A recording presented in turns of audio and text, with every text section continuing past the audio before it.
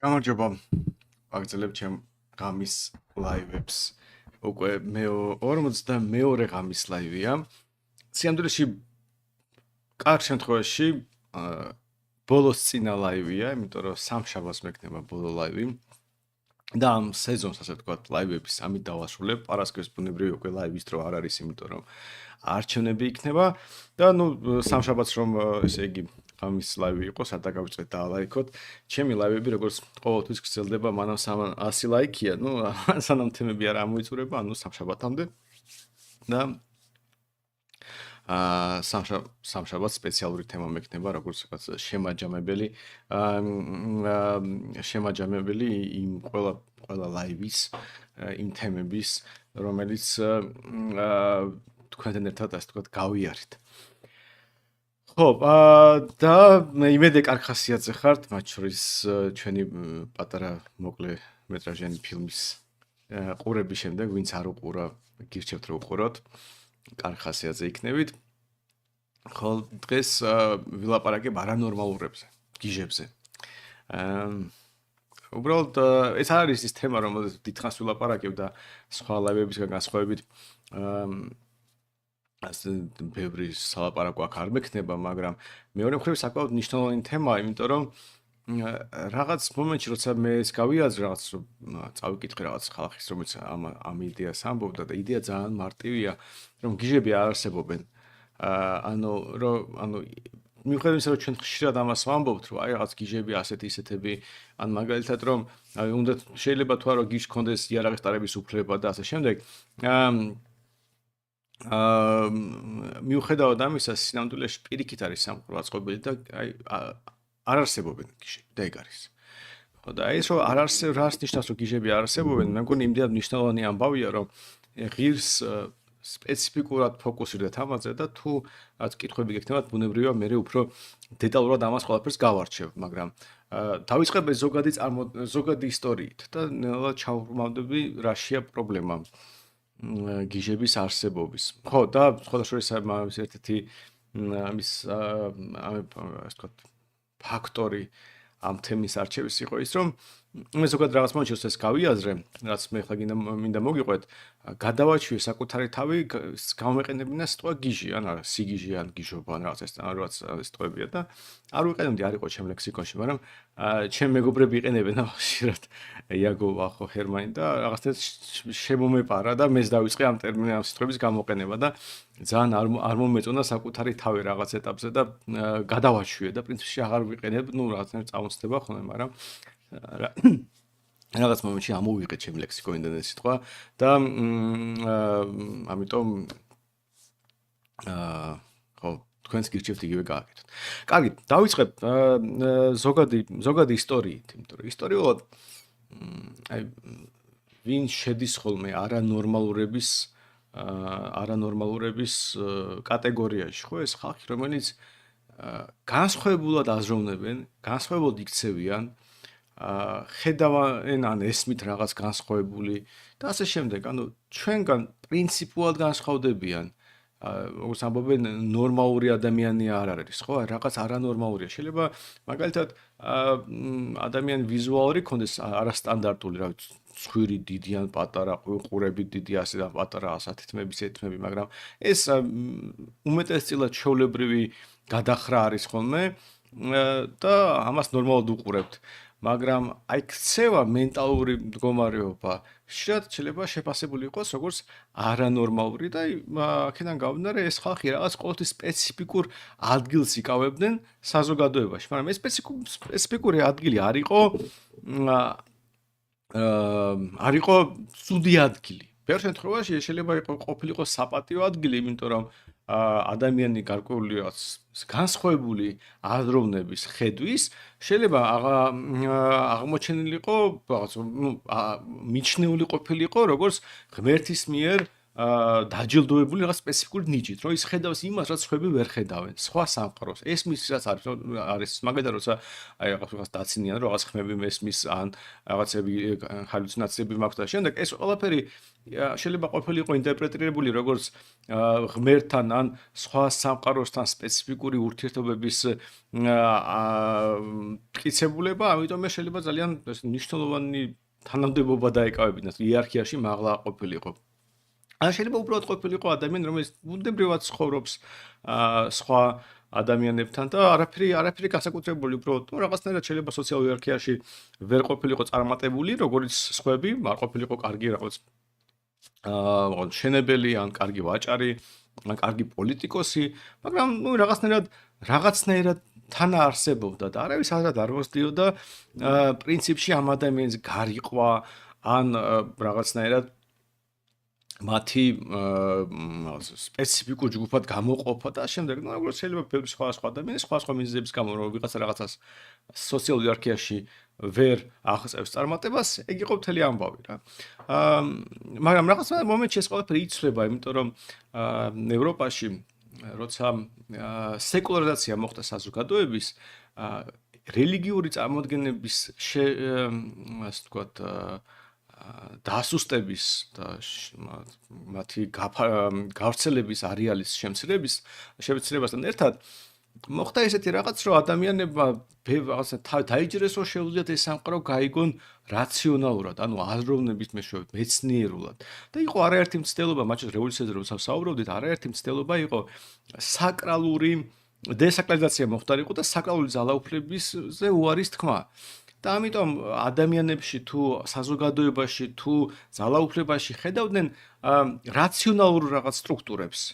და რაციონალური სტრუქტურა იმით რას იგულისხმება რაციონალურ სტრუქტურებში, რომ აი მაგალითად მე ვარ თქვათ რაღაც სოციოლოგი ან ფილოსოფოსი, ეკონომისტი, ჩემ აზრზე ავაწყო როგორი უნდა იყოს სტრუქტურა საზოგადოების და ეს არის რაციონალური სტრუქტურა, ჩემი აზრით, ანუ ჩემი ჭკვიანი ვიღაც მეცნიერის ექსპერტის აზრით ეს არის სწორი სტრუქტურა და მე ვუყურებ დანარჩენ ადამიანებს და ხედავ რომ ისინი არ არიან თავსებადი ამ სტრუქტურასთან და ამიტომ ისინი რაღაცნაირად მე ვცდილობ მოვიგონო რაღაც მექანიზმი როგორ ჩავსვა ეს ხალხი უკან ამ სტრუქტურაში, როგორ დავაბრუნო ეს ხალხი ამ სტრუქტურაში. ან თუ არ გამოდის გავრიყო. ანუ სიამდვილეში რაციონალიზაცია საზოგადოების ეს იყო რაღაც ერთი მნიშვნელოვანი ეტაპი ტოტალიტარული საზოგადოების აწყობის, როცა რომელიღაც ექსპერტი ან ტირანი ან რაღაც ბელადი უყურებდა საზოგადოებას როგორც სათამაშო მაგიდას, სადაც რაღაც გადაადგილო ეს ადამიანები, ააწყო სტრუქტურა, ააშენო მაგალითად დიდი გამზირები, როცა აი ქალაქზე რომ საუბრობდით, რომ ჯარი უკეთესად გადაადგილდებოდეს და უკეთესად ჩაახშო რევოლუციები და ამოხოცო ხალხი, ააშენო დიდი მოედანი, სადაც ეს ხალხი შეიკრიბება მაგალითად და ასე შემდეგ. ფაქტობრივად რაციონალიზაცია, ანუ ისევ და ისევ ვიღაც დამგეგმარების ჭკუაზე მოწყობა ადამიანების ცხოვრება ის ეხებოდა სხვადასხვა სფეროს, ქალაქების შენებლობიდან დაწყებული პოლიტიკური ცხოვრებიდან დამთავრებული ეკლესიასთან ბრძოლა, სტანდარტული რელიგიის ჩანაცვლება ფსევდორელიგიით, მაგალითად სახელმწიფოში რწმენის რელიგიით, ანუ ღმერთის დროს წამს ადამიანს. ეს ბუნებრივი ამბავია და სტანდარტულმა, ვთქვათ, კონვენციურმა რელიგიებმა, ქრისტიანობა იქნება ეს ისლამი, ბუდიზმი, ფაქტობრივად რაღაცნაირი მორალი დაამკვიდრა, ხო, სპეციფიკური ადამიანებს შორის, ხოლო სახელმწიფოს რელიგია, რომელსაც პრინციპში ძალიან გავრცელებული ახლა ხალხის ნებას რწმენა, დემოკრატიის რწმენა და ასე შემდეგ, ეს იყო რელიგიები, რომელიც ამ სტანდარტულ კონვენციურ რელიგიებს ეწინააღმდეგებოდა და ცდილობდა ეპოვა ჩვენი ცხოვრების არსი, აი უშუალოდ ადამიანების ქცევაში და არა ღმერთში, აი ჩვეულებრივ ღმერთში. და ვინაიდან ადამიანები ბუნებრივად ახლა ერთმანეთისთვის ავტორიტეტს არ წარმოადგენენ ამ კუთხით და თუ ღმერთით ჩავხსენით, იქ ძალიან რთულია ეს მორალის ფუნდამენტი იპოვა ფაქტობრივად რწმენა სახელმწიფოში, სახელმწიფო იდეების, ამ ხალხის ნების, რომელიც რაღაცნაირად რიტუალებით, რომელსაც არჩევნების ოჯახით გამოვლინდება და ასე შემდეგ და ასე შემდეგ. ეს ყველაფერი, რომელიც განსაკუთრებით მე-19 საუკუნეში განვითარდა და ჩამოყალიბდა ამან დაიწყო ჩანაცვლება არა მარტო რელიგიის, არამედ განავითარა წარმოდგენა ადამიანების, რომ აი ეს მთელი საზოგადოება უნდა იყოს რაღაც აი ადამიანის, ჭკვიანი ადამიანის მიერ დაგეგმილი. მაგრამ რა პრობლემა აქვს დაგეგმარებას? დაგეგმარების პრობლემა ერთ-ერთი ბევრი შეიძლება პრობლემა იყოს, ერთ-ერთი მნიშვნელოვანი პრობლემა არის იმ ადამიანების და ცხოვრების წესის პრიმიტივიზაცია და სტანდარტიზაცია. ანუ მაგალითისთვის ისტორიულად ადამიანებს ჰქონდათ მაგათ არ ჰქონდათ გვარები. ხო, ანუ რა თავადებს ჰქონდათ, მეფეებს შეიძლება ჰქონდათ გვარი, რაღაც შეიძლება უმეტესწილად რა ვიცი ადამიანთა სახელი ჰქონდათ და ვიღაცის მამის სახელი ჰქონდათ და ასე შემდეგ. გვარების შემოღების ერთ-ერთი თავარი ამოცანა იყო ხალხის აღრიცხვა, რომ გასაგები იყოს ვიღაც ადამიანის მართველისთვის, მაგალითად დაბეგვრის ეფექტიანობისდისთვის, ვინ, სად, როგორ ცხოვრობს და ასე შემდეგ. მერე ამას მოყვა სტანდარტიზაცია ზომების და რაღაც როგორ უნდა გაზომოს, მეტრი უნდა იყოს, იმიტომ რომ ხალხი სხვადასხვანაირად ზომავდა მიწას, ვიცი, მანძილს, დროს და უბრალოდ დამგეგმარი და რაღაც ვიღაც ერთი ლიდერი თუ ჯგუფი ადამიანების, რომელიც ხალხის ცხოვრებას გეგმავდა, იმისთვის შეუძლებელი იყო შეეთავსებინა ეს რაღაც ერთმანეთში. მაგალითისთვის, აი მანძილის კილომეტრებში გაზომვა შეიძლება იყოს ნორმალური ამბავი ჩვეულებრივ ლანდშაფტში, მაგრამ მთიან რეგიონში კილომეტრებით მანძილის გაზომვა სისულელეა, იმიტომ რომ თუ თა უნდა გადაიარო ეს კილომეტრი რო თქვა რომ მაგათ მანძილი არაფერს არ გეუბნება გააშენა რამთა ის კილომეტრი შეიძლება იყოს რომ ვერ გადაივლი ან ძალიან ბევრ დროს დახარჯა ამიტომ ბევრ შემთხვევაში მთიან რეგიონებში მანძილს ზომავდნენ დროთი მაგალითად რა მანძილია აქედან აქამდე ეტყოდა რაღაც დროს ეუბნებოდი მაგალითად ასეთი ის იყო სამხრეთ აზიაში რომ რამდენიმე რაღაც ჭიქა თუ ის თებში ბრინჯის, იმიტომ რომ იგულისხმება რომ ამდენ ბრინჯს შეჭამ დაახლოებით იმდენი დრო გჭირდება რომ სადაც მიხვიდე. და ასე შემდეგ, ანუ სინამდვილეში ადამიანების კულტურა რაღაც ინსტრუმენტები როგორც ისინი აღწერდნენ სამყაროს, როგორც კომუნიცირდნენ და შემდეგ იყო მორგებული მათ საჭიროებებს, ეს საჭიროებები ადამიანების საზოგადოება იყო ძალიან მრავალფეროვანი და ამ მრავალფეროვნებას რო ეჯახებოდა ვიღაც ბელადი, რომელსაც უნდა რაციონალურად დაელაგებინა საზოგადოება, ხედავდა რომ უბრალოდ შეუძლებელია შეათავსო ერთი სოფელში ზომავს მანძილს კილომეტრებში, მეორე ზომავს დროში. და როგორ უნდა დააჯამო ეს, როგორ მოახდინო ამის სინქრონიზაცია. მე შეხედე რომ ყველას ქვია პირობითად სანდრო. ანუ ვინ რომელი სანდროა ღმერთმა იცის. ამიტომ მოდი ახლა ავიღოთ და ვიღაცა დავარქვათ რაღაც გვარები შემოვიღოთ, რომ უფრო გასაგები იყოს მათი ვინ არის და აღწეროთ. და ასე შემდეგ. საბოლოო ჯამში რასაც ჩვენ იმ საზოგადოებაში ჩვენ ვცხოვრობთ, არის მრავალი თაობების მცდელობა ადამიანის მრავალფეროვანი ცხოვრების სტანდარტიზაციის და მთავარი ამოცანა რატომ იყო საჭირო ეს სტანდარტიზაცია იყო ამ ხალხის მერე მართვა და სტანდარტიზაცია ბუნებრივად აჩენს სტანდარტის იდეა ჩდება და ეს სტანდარტის იდეა როცა მაგალითად მომოთ რა ვინ არის სტანდარტული ადამიანი აქედან გამომდინარეობს როგორც კი პოლიტიკურ სივრცეში გაჩნდა სტანდარტის იდეა სტანდარტული მოქალაქის, სტანდარტული პოლიციელი, სტანდარტული პოლიტიკოსის და ასე შემდეგ, ბუნებრივად გაჩნდებოდა არასტანდარტული ვიღაცის. მაგალითად, სტანდარტული მოქალაქე შეიძლება იყოს ის, ვინც მუშაობს. ამიტომ და რა ვიცი, სახლი აქვს, კარი აქვს, რაღაც ჭამს, რაღაცნაირად ჩაცმულია. უსახლკარო ადამიანი, რომელიც ქუჩაში დაბოდიალობს, ის არ არის სტანდარტული ადამიანი. ბუნებრივად ვერ იქნებოდა სტანდარტული ადამიანი, ყველა ხარ შეიძლება უსახლკარო იყოს და ქუჩაში ცხოვრობდეს. აქედან გამომდინარე და სტანდარტული ადამიანი ვინ არის, ვინც ხელს უწყობს დაგეგმარებას, ვინც გასაგებია დამგეგმარებელისთვის, ვინც ექვემდებარება კონტროლს, ვინ არის არასტანდარტული ადამიანი აი ის ვინც ამ ყველაფერს არ აკმაყოფილებს, იმიტომ რომ რა ვიცი, უსახლკარო, არც კი ვიცი სად მივაკითხო, რა ქვია არ ვიცი, სადღაც მოძრაობს აქეთ-იქით და ამიტომ მისი კონტროლი შეუძლებელია, მისი აღრიცხვა შეუძლებელია, ან ძალიან რთულია როგორც მინიმუმ. და ასე საბოლოო ჯამში რაღაც ეტაპზე, რაღაც მე-17 საუკუნეში ეს რაღაც რაციონალისტური იდეების გავრცელებასთან ერთად ყალიბდება წარმოდგენა, რომ არის რაღაც სტანდარტული სწორი საზოგადოება არასტანდარტული საზოგადოება და ამ არასტანდარტულ საზოგადოებას რამე უნდა უქნათ, რომ ყველაზე კარგ შემთხვევაში მოვიცილოთ. ანუ რაღაცნაირად გავრიყოთ საზოგადოებიდან. და ამ შემთხვევაში ეს გიჟების იდეაც, ანუ ვიღაც აი ვინც ეხლა ვეძახით ხოლმე გიჟებს, ანუ რაღაც მენტალურად განსხვავებულ ადამიანებს, ესენც ამ კატეგორიაში გავიდა. უბრალოდ იქ არ არჩევდნენ, იქ ბევრი სხვა შეიძლება უსახლკარო ყოფილიყო, შეიძლება ვიღაც ჰომოსექსუალი თუ იყო, ის შეიძლება ჩათვლილი იყო მიუხედავად იმისა, რომ ელიტებში ჰომოსექსუალიზმი ჩვეულებრივი ამბავი იყო, საჯარო სივრცეში ამის გამოვლენა იყო აკრძალული დიდი ხანი, ამიტომ ისე ჩაითვლებოდა არანორმალურში. როგორ შეიძლება ნორმალური იყოს ჰომოსექსუალი თუ ყველა ნორმალური ადამიანი ჰეტეროსექსუალი, ანუ თუ ასე უყურებს სამყაროს, ბუნებრივია რომ ჰომოსექსუალიც არანორმალურებში გავიდოდა. არანორმალურების ასე იდეა ასე ყალიბდება, ანუ ნორმის იდეა ყალიბდება ცენტრალიზაციასთან და რეგულაციასთან და ცხოვრების დაგეგმარებასთან ერთად და პარალელურად ნორმის იდეა, სტანდარტის იდეასთან ყალიბდება არანორმალურების იდეა, რომელიც არის ყველა ამ ნორმალური რაღაც კანონმორჩილი მოქალაქისგან განსხვავებული ადამიანი. ის არანორმალური შეიძლება ყოფილიყო მაგალითად უბრალოდ შავკანიანი ადამიანი, რომელსაც იყო მაგალითები ხო, როცა შავკანიანი ადამიანი აფრიკიდან ჩამოყავდათ და როგორ იმაში გალიაში სვავდნენ და როგორც ზოოპარკში ისე აჩვენებდნენ ხალხს, როგორც ცხოველს. თუ რომ არანორმალური იყო რაღაც ევროპელისთვის შავკანიანი ადამიანი. და პარალელურად ამასთან ეს სტანდარტიზაცია იმდენად მძლავრი იყო, რომ სიამდვილეში ფაქტორია ნადგურდებოდა ყველაფერი, რაც შეიძლება ძალიან ღირებული ყოფილიყო. დაწყებული იმით, რომ ევროპელები თვითონ ჩავიდნენ ეთიოპიაში და აღმოაჩინეს, რომ პრინციპში იქ ქრისტიანული ეკლესიებია და ქრისტე შავკანიანია, იმდენად შოკირებულები იყვნენ, რომ ფაქტორიულად დიდად ამაზე არც არავინ იცოდა, ხო? ანუ არ შემოვიდა, არ დაბრუნდა ისეთი ცოდნა, რომ ხალხო იცით, რაც შეიძლება გვეგონა აქ ევროპელებს, რომ აი ეს რაღაც თავი ქრისტიანობის ცენტრი ვარ და ასე შემდეგ, თადასი არის რაღაც აფრიკაში ხალხი, რომელიც ჩვენზე ადრე გახდნენ ქრისტიანები და სრულიად განსხვავებული ისა აქვთ, ქრისტიანულ სრულიად შეიძლება, მაგრამ განსხვავებული ქრისტიანობა აქვთ. ხო და ასეთი რაღაცები უფრო იმალებოდა, ვიდრე ხდებოდა ამ სტანდარტების გადახედვის ამ საკითხი.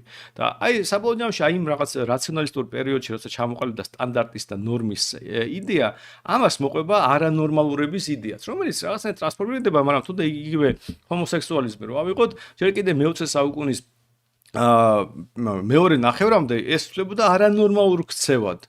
და ვინაიდან ისევ და ისევ ძალიან გავრცელებული იყო მით უმეტეს ელიტაში, იმიტომ რომ ზოგადად ბუნებრივად როცა შენ ჰომოსექსუალისტები ხო ჰომოსექსუალიზმი ხო ზოგადად რაღაცნაირად სტანდარტულად რაღაც 7% ადამიანებს აქვს ხასიათდება ყველა ძუძუმწოვარს შორის და მათ შორის ადამიანებს შორის. ამიტომ ეს ძალიან ბუნებრივი ამბავი ერთი მხრივ, მაგრამ როცა შენ დევნი ამ ხალხს სპეციფიკურად ისინი ცდილობენ რაღაცნაირად ერთ ჯგუფად გაერთიანდნენ, რომ ერთმანეთი დაიცვან და ასე შემდეგ და ამიტომ ძალიან ხშირი იყო ხოლმე რომ თვითონ მართველ ელიტაში უფრო გავრცელებული იყო, უბრალოდ იმიტომ რომ სხვანაირად არ გამოდიოდა რა, მათ ჰქონდათ ცნობა, მათ შეეძლოთ ეს სტანდარტი დაერღვიათ, მათ შეეძლოთ კანონი დაერღვიათ, ამიტომ არანაირი პრობლემა არ ჰქონდათ და ფაქტობრივად ჩვეულებრივი რიგითი ადამიანები ისჯებოდნენ ამის, ამიტომაც სადაც ეს ნებადართული იყო, იქითკენ იყო რაღაც მიდრეკელი, ან რაღაც მაგალითად რაღაც გემებზე და ასე შემდეგ. ანუ ზოგადად ასეთი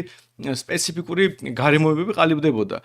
ხო და აქედან გამომდინარე ამ არანორმალურთან ბრძოლა იყო ძალიან გავრცელებული და ფაქტობრივად აი სულ რაღაც მე-20 საუკუნემდე ამ არანორმალურებში ისეთი ხალხი გადიოდა, რომელიც ეხლა არავინ არ თვლის არანორმალურია იმ გაგებით, როგორც ჩვენ გიჟებს ვეძახით. ანუ ფაქტობრივად ფსიქიატრიასაც ვეძახით, რას ვეძახით, მენტალურ რაღაც განსხვავებულს მდგომარეობათა შემდეგ, ეს უბრალოდ რაღაც ამ დიდ ნაწილში იყო, უბრალოდ ვიღაც სტანდარტული აზროვნების ადამიანი, რომელსაც გონია რომ მისი აზროვნება არის სწორი და ის უნდა მოახვიოს თავს დანარჩენებს, ეს ადამიანი ვიღაცას მისცემდა არანორმალურებს და სხვა კრიტერიუმებით. შეიძლება ღარიბი ყოფილიყო ძალიან, შეიძლება სპეციფიკური სექსუალური ისინი ქონოდა სურვილები და შეიძლება ის რა ქვია განსაკუთრებულად ზაფრი ქონდა რაღაც წმენა, რაღაც რომელიღაც ღმერთის, შეიძლება რაღაც ხმები ესმოდა და შემდეგ, მაგრამ არ მნიშვნელობა საბოლოოში გადიოდა ყველა არანორმალურში და ამათი რაღაც გარიყვა ხდებოდა სხვა მეთოდებით. მაგრამ ნელ-ნელა თვითონ ფსიქიატრიას ფაქტორიულად განვითარდა ფსიქიატრიულ საავადმყოფოებში. ანუ ისე კი არა, რომ ჯერ ფსიქიატრია განვითარდა ვიღაცამ და იფიქრა, რომ აი ეს რაღაც პარანოია და მოდი პარანოიას დავარქვა ასე მდგომარეობას და მოდი აი პარანოიკებს ასე და ასე უმკურნალებთ. მერე გაჩნდა რაღაც კლინიკა, სადაც პარანოიკებს უკურნალობდნენ. არა, ჯერ იყო ფსიქიატრიული კლინიკები გაჩნდა, რაც ხალხი იკრიბებოდა, იმიტომ რომ ვიღაცამ ჩათვალის რომ გიჟია და მე იქ რაღაცებს თეორიებს და ექსპერიმენტებს აწყობდნენ. ბევრ შემთხვევაში ძალიან არაადამიანურ ექსპერიმენტებს და ფაქტობრივად თანამედროვე ფსიქიატრიის ისტორია არის ეს კატასტროფული არაადამიანური ტანჯვის და წამების ისტორია.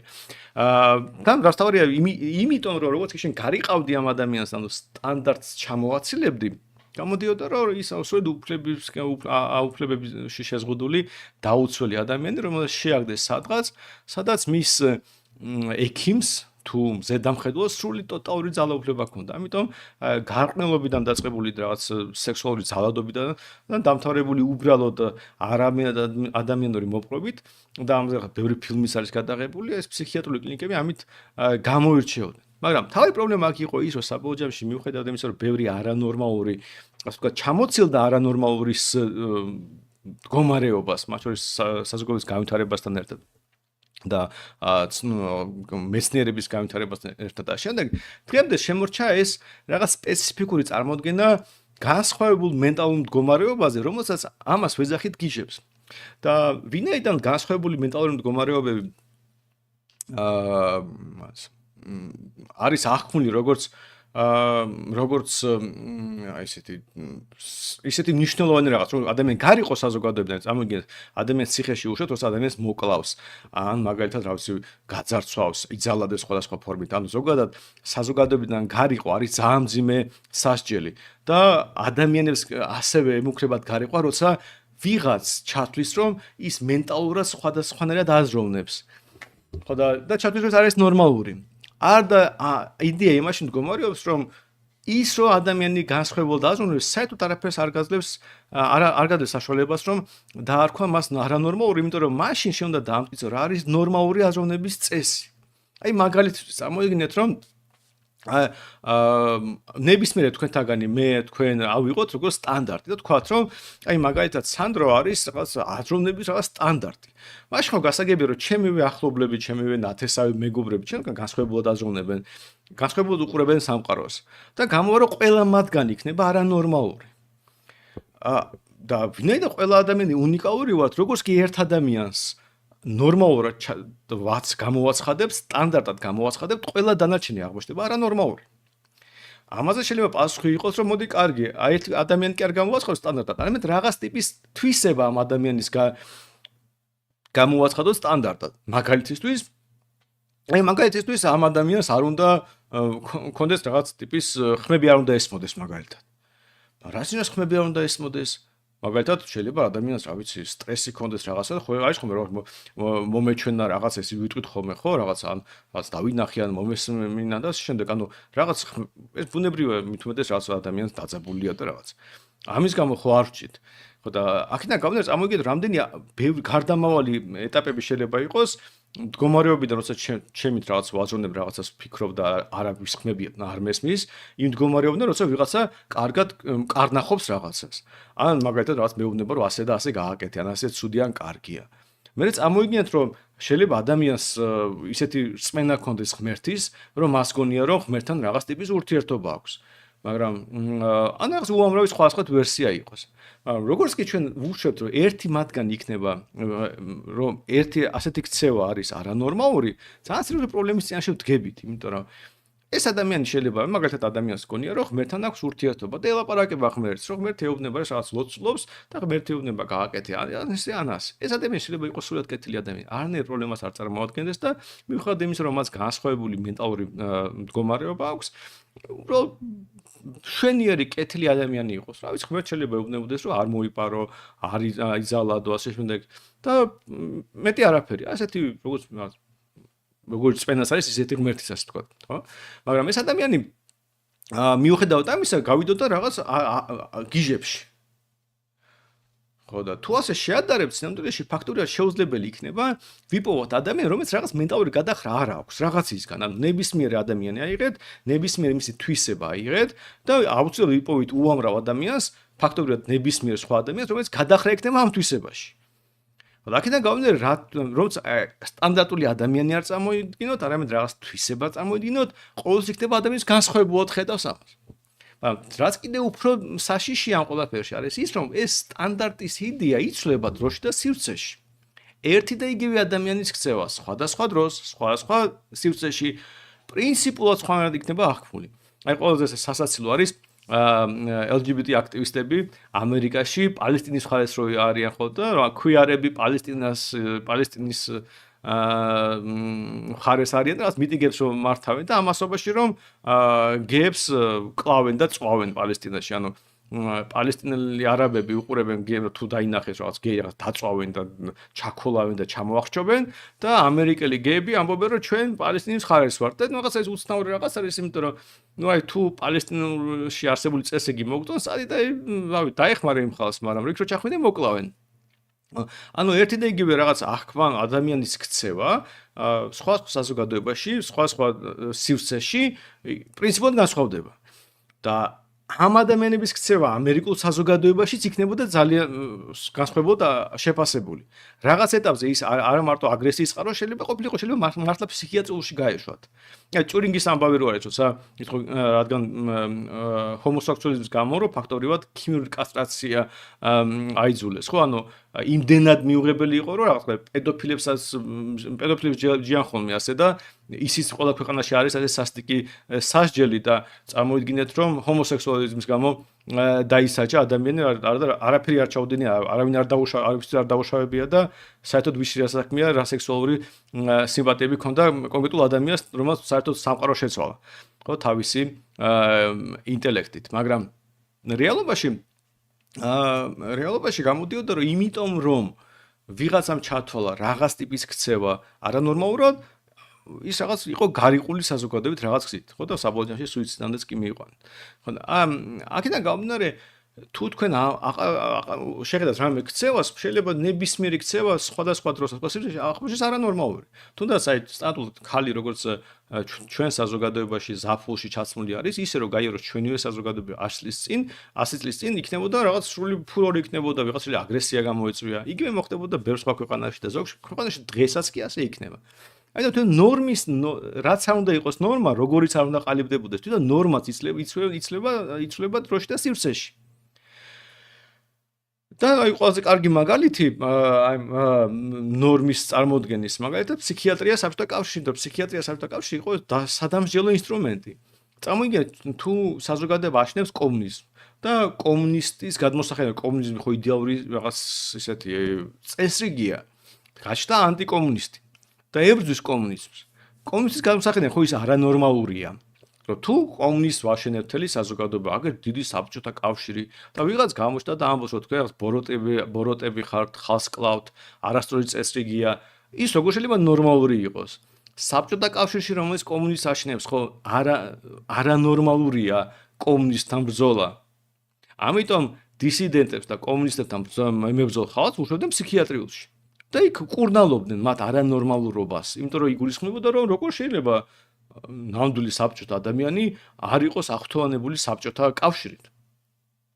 და იგივე ხდება ზოგ შემთხვევაში არანორმალურებს, მაგრამ სტერილიზაციას უკეთებდნენ. ევროპაში ძალიან გავრცელებული იყო, იმიტომ რომ მიჩნეული იყო, რომ მაგალითად არანორმალურს არ უნდა ყავდეთ ბავშვები, იმიტომ რომ არანორმალურ ბავშვებს გააჩენენ და აქედან გამომდინარე ძალით უმეტესწილად ქალებს სტერილიზაციას უკეთებდნენ. ასეთი მეგონი 79 წელს გაუქმდა ბოლო კანონი, ასეთი შვედეთში მოქმედებდა, ანუ ძალიან ბევრი ევროპულ ქვეყანაში იყო ასეთი კანონი მიღებული. მეგონი ინგლისშიც აპირებდნენ მახსოვს და ცუდად უბრალოდ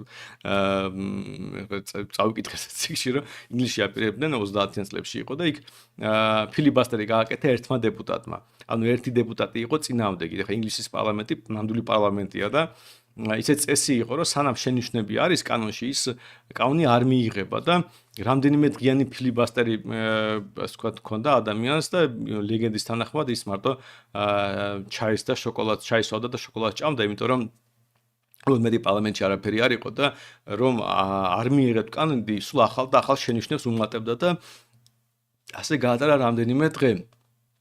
და რატომ გააკეთა? იმიტომ რომ არანორმალურების სავალდებულო სტერილიზაციის შემოღების წინააღმდეგი იყო, რომ ქალები დაეცვა ამ რაღაც სრული არადამიანური ქცევისგან.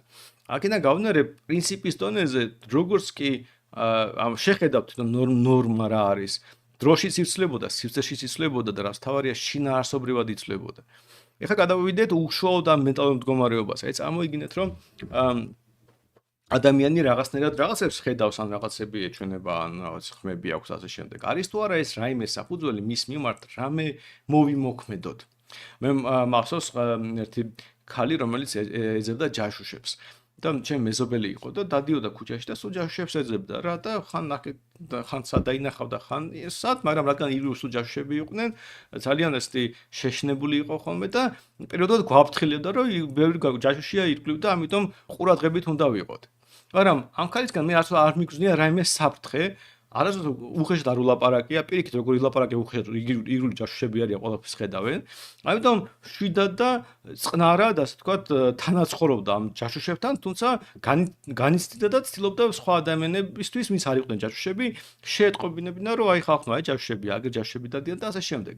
ასეთ შემთხვევაში ხო გასაგებია, რომ ეს ადამიანი შეიძლება უსწავლოდ იქცევა, მაგრამ ჯერ შეიძლება ჯაშუში დაიჭიროს. რა იცი, იქნებ ჯაშუშებს მართლა ხედავს. ვიღაცა შეიძლება გლობალური ომის პარტია ელანდება და ვიღაცა ჯაშუშები, რა პრობლემაა? რით არის ეს განსხვავებული? უამრავი ადამიანი უცნაური წარმოდგენებით მოძრაობს სამყაროში. უდიდეს ნაწილზე ამ სამყაროში ჩვენ არც კი გვაქვს ცოდნა და ჩვენ რა სტერეოტიპულად ვაზროვნებთ. და შეიძლება ყოფილიყო ჩვეულებრივი შვენიერი ადამიანი, რომელსაც შეიძლება შვენიერი დედა იყოს მაგალითად, ან ვიღაც შვილი, ან ცოლი და უბრალოდ რა ვიცი, თან ჯაშუშებს ეძებს.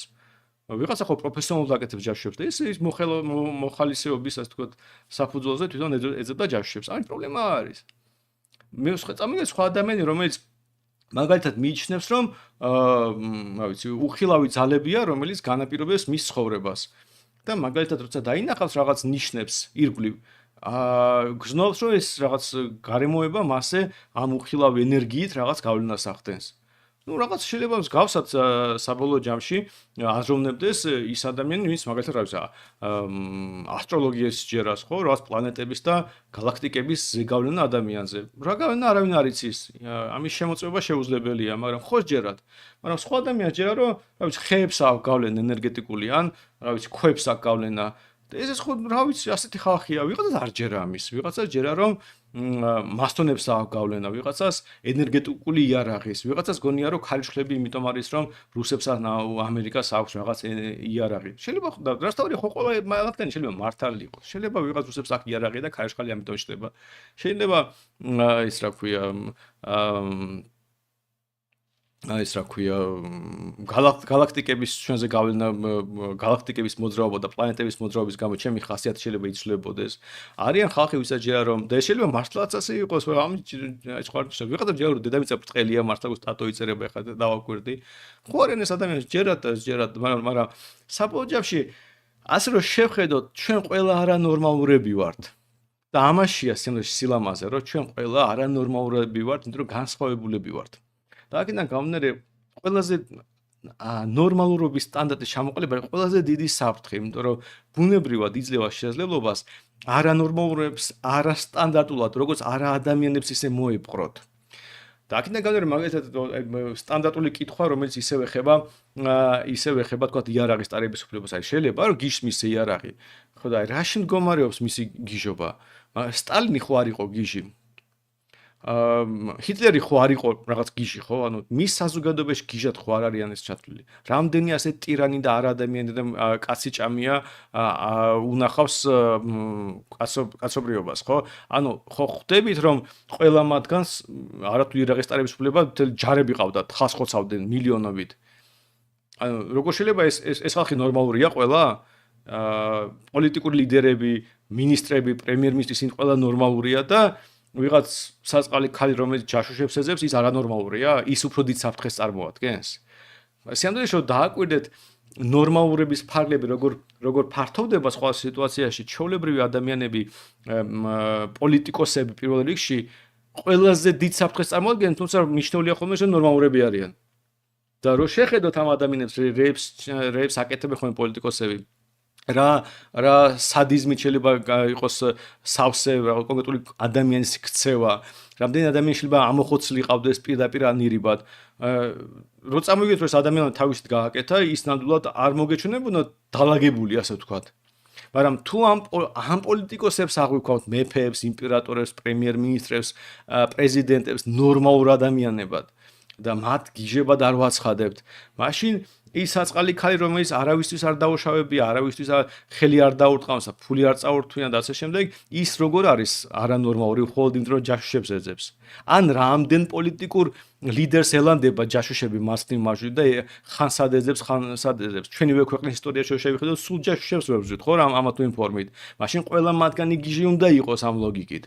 ხო და გამოვაკიდეს რომ გიჟია იმ გაგებით რომ ყველა არანორმალურია, უბრალოდ გართულებები გვაქვს სხვადასხვა რაღაცაზე, ვიღაცას ჯაშუშებზე აქვს, ვიღაცას გლობალური ომის პარტიაზე, ვიღაცას, რა ვიცი, ნაცებზე, ვიღაცას ქოცებზე, ვიღაცას რუსებზე, ვიღაცას, რა ვიცი, კაპიტალისტებზე, სოციალისტებზე, მაგალითად მე და ასე შემდეგ. ანუ სინამდვილეში ასეთები ვართ რა, ანუ სინამდვილეში ყველა არანორმალურები ვართ და ყველა ნორმალურები ვართ ერთდროულად. ეს ჩვენი განსხვავებული ქცევა საერთოდ არაფერ შუაში არის იმასთან, რომ ვიღაცამ ჩამთვალოს, რომ არანორმალური ვარ. სინამდვილეში ხაზი ყოველთვის გადის აგრესია, ძალადობაზე. ჩემი არანორმალურობა შეიძლება იყოს ძალადობის წყარო და მაშინ უნდა ვისჯებოდე როგორც მოძალადე და თუ არ არის ძალადობის წყარო, მაშინ არაფერ შუაში არის, თქვენი საქმე არის მე რაზე როგორ ვაზროვნებ. ანუ სინამდვილეში საკითხი იმაზე კი არ დადის, უნდა გქონდეს იარაღის ტარების უფლება გიჟს თუ არა. უბრალოდ უნდა დადის იქამდე მოძალადე არის ადამიანი თუ არა. თუ მოძალადეა და ძალადობს, გასაგებია შენ მის წინააღმდეგ შეგიძლია ასევე ძალა გამოიყენო. თუ ადამიანი მკვლელია, შეგიძლია რაღაცა თუ კლავს, იქეთ მოკლა. თუ დაიჭირეთ, ციხე შეგიძლია ჩასვა. ანუ ეს არის რაც მორალურად გამართლებული ქცევა. მაგრამ მხოლოდ იმიტომ რომ შენ შეხედე ამ ადამიანს და ჩათვლე რომ ის უბრალოდ შენგან ძალიან განსხვავებულად აზროვნებს. პრინციპულად განსხვავებულად აზროვნებს და ამის გამო ის შეზღუდო, ეს უკვე არაფერ შუაში არის, იმიტომ რომ ვერ დაამტკიცებ, რომ შენ ხარ ნორმალური და ის არის არანორმალური. აი ამის მტკიცებულება არ არსებობს, იმიტომ რომ შენ თქვა რომ ნორმალური ხარო, მაშინ ისევ და ისევ უბრუნდეს საწყის მდგომარეობას, რომ ყველა დანარჩენი არანორმალური იქნება. და აქედან გამომდინარე დევიანტური მდგომარეობა, ეს ანუ ქცევა, ანუ განსხვავებული ქცევა, საერთოდ არის განსხვავებული, ყველა განსხვავებული ვართ ამ კუთხით და ამიტომ არანაირი ნორმა არ არსებობს და არანორმალურობიც არ არსებობს. ხოლო ადამიანების თქვა უფლებრივი დიფერენციაცია შეიძლება ხდებოდეს მხოლოდ ძალადობის გამო. ანუ თუ ვიღაც მოძალადეა, შეიძლება შეზღუდო უფლებებს ციხეში ჩასვლა მაგალითად, მაგრამ ძალით წაიყვანო ადამიანი ფსიქიატრიულ კლინიკაში მხოლოდ იმიტომ რომ მას რაღაც ჯაშუშები ელანდება, არაფერ შუაში არის. ეს კიტემი რომ გამოიყენო, შეიძლება ყველა ბილადი ამ ქვეყანაში პოლიტიკური ბილადი ციხეში ფსიქიატრიაში იყოს გასაშვები. და საბოლოო ჯამში ნორმალურ ადამიანებმა ბევრად მეტი ადამიანი ამოხოცეს, აწამეს და გააუბედურეს, ვიდრე არანორმალურმა ადამიანებმა. სანამ არანორმალური ადამიანების ყველა არანორმალური ადამიანის სხვაგვარი ჯამში რომ დააჯამოთ, აი თუ ვიღაცამ შეიძლება ვიღაცა ცემა, ვიღაცამ შეიძლება მოკლა, მაგრამ აი ვინც არანორმალურად იყო გამოცხადებული, მათი სხვაები რომ დათვალოთ და დათვალოთ სხვაები ნორმალური ადამიანების, გამოვა რომ უბრალოდ შეუდარებლად ბევრია. არა იმიტომ რომ ნორმალური მეტნი შეიძლება გამოგივიდეთ, უბრალოდ იმიტომ რომ ცალკეული ნორმალური ადამიანები ბევრად უფრო სასტიკები იყვნენ და ბევრად უფრო ადამიანი ყავთ დახოცილი. და ბოლო ნაწილი რომელიც ასევე მნიშვნელოვანია, ანუ ეს ამ შემთხვევაში ჩვენ ვამბობთ რომ ყველა ადამიანი განსხვავებულია და ამიტომ მათი განსხვავებულობა არის საფუძველი რომ ისინი შევზღუდოთ. მაგრამ აქ მეორე უკიდურესობაში არ უნდა გადავარდეთ, რომელიც ხშირად აქედან ძალიან ახლოს არის ხოლმე, რომ თუ ყველა ადამიანის განსხვავებულობას პატივს სცემთ, ეს არ ნიშნავს რომ ყველა ადამიანის განსხვავებულობა ერთნაირად ღირებულია. აი რომ ამბობ ხომ რომ ეს თქვენი აზრია და თქვენ გაქვთ ამის უფლება, ამიტომ ყველა აზრი ღირებულია. არა, ყველა აზრი ბუნებრივად ვერ იქნება ღირებული.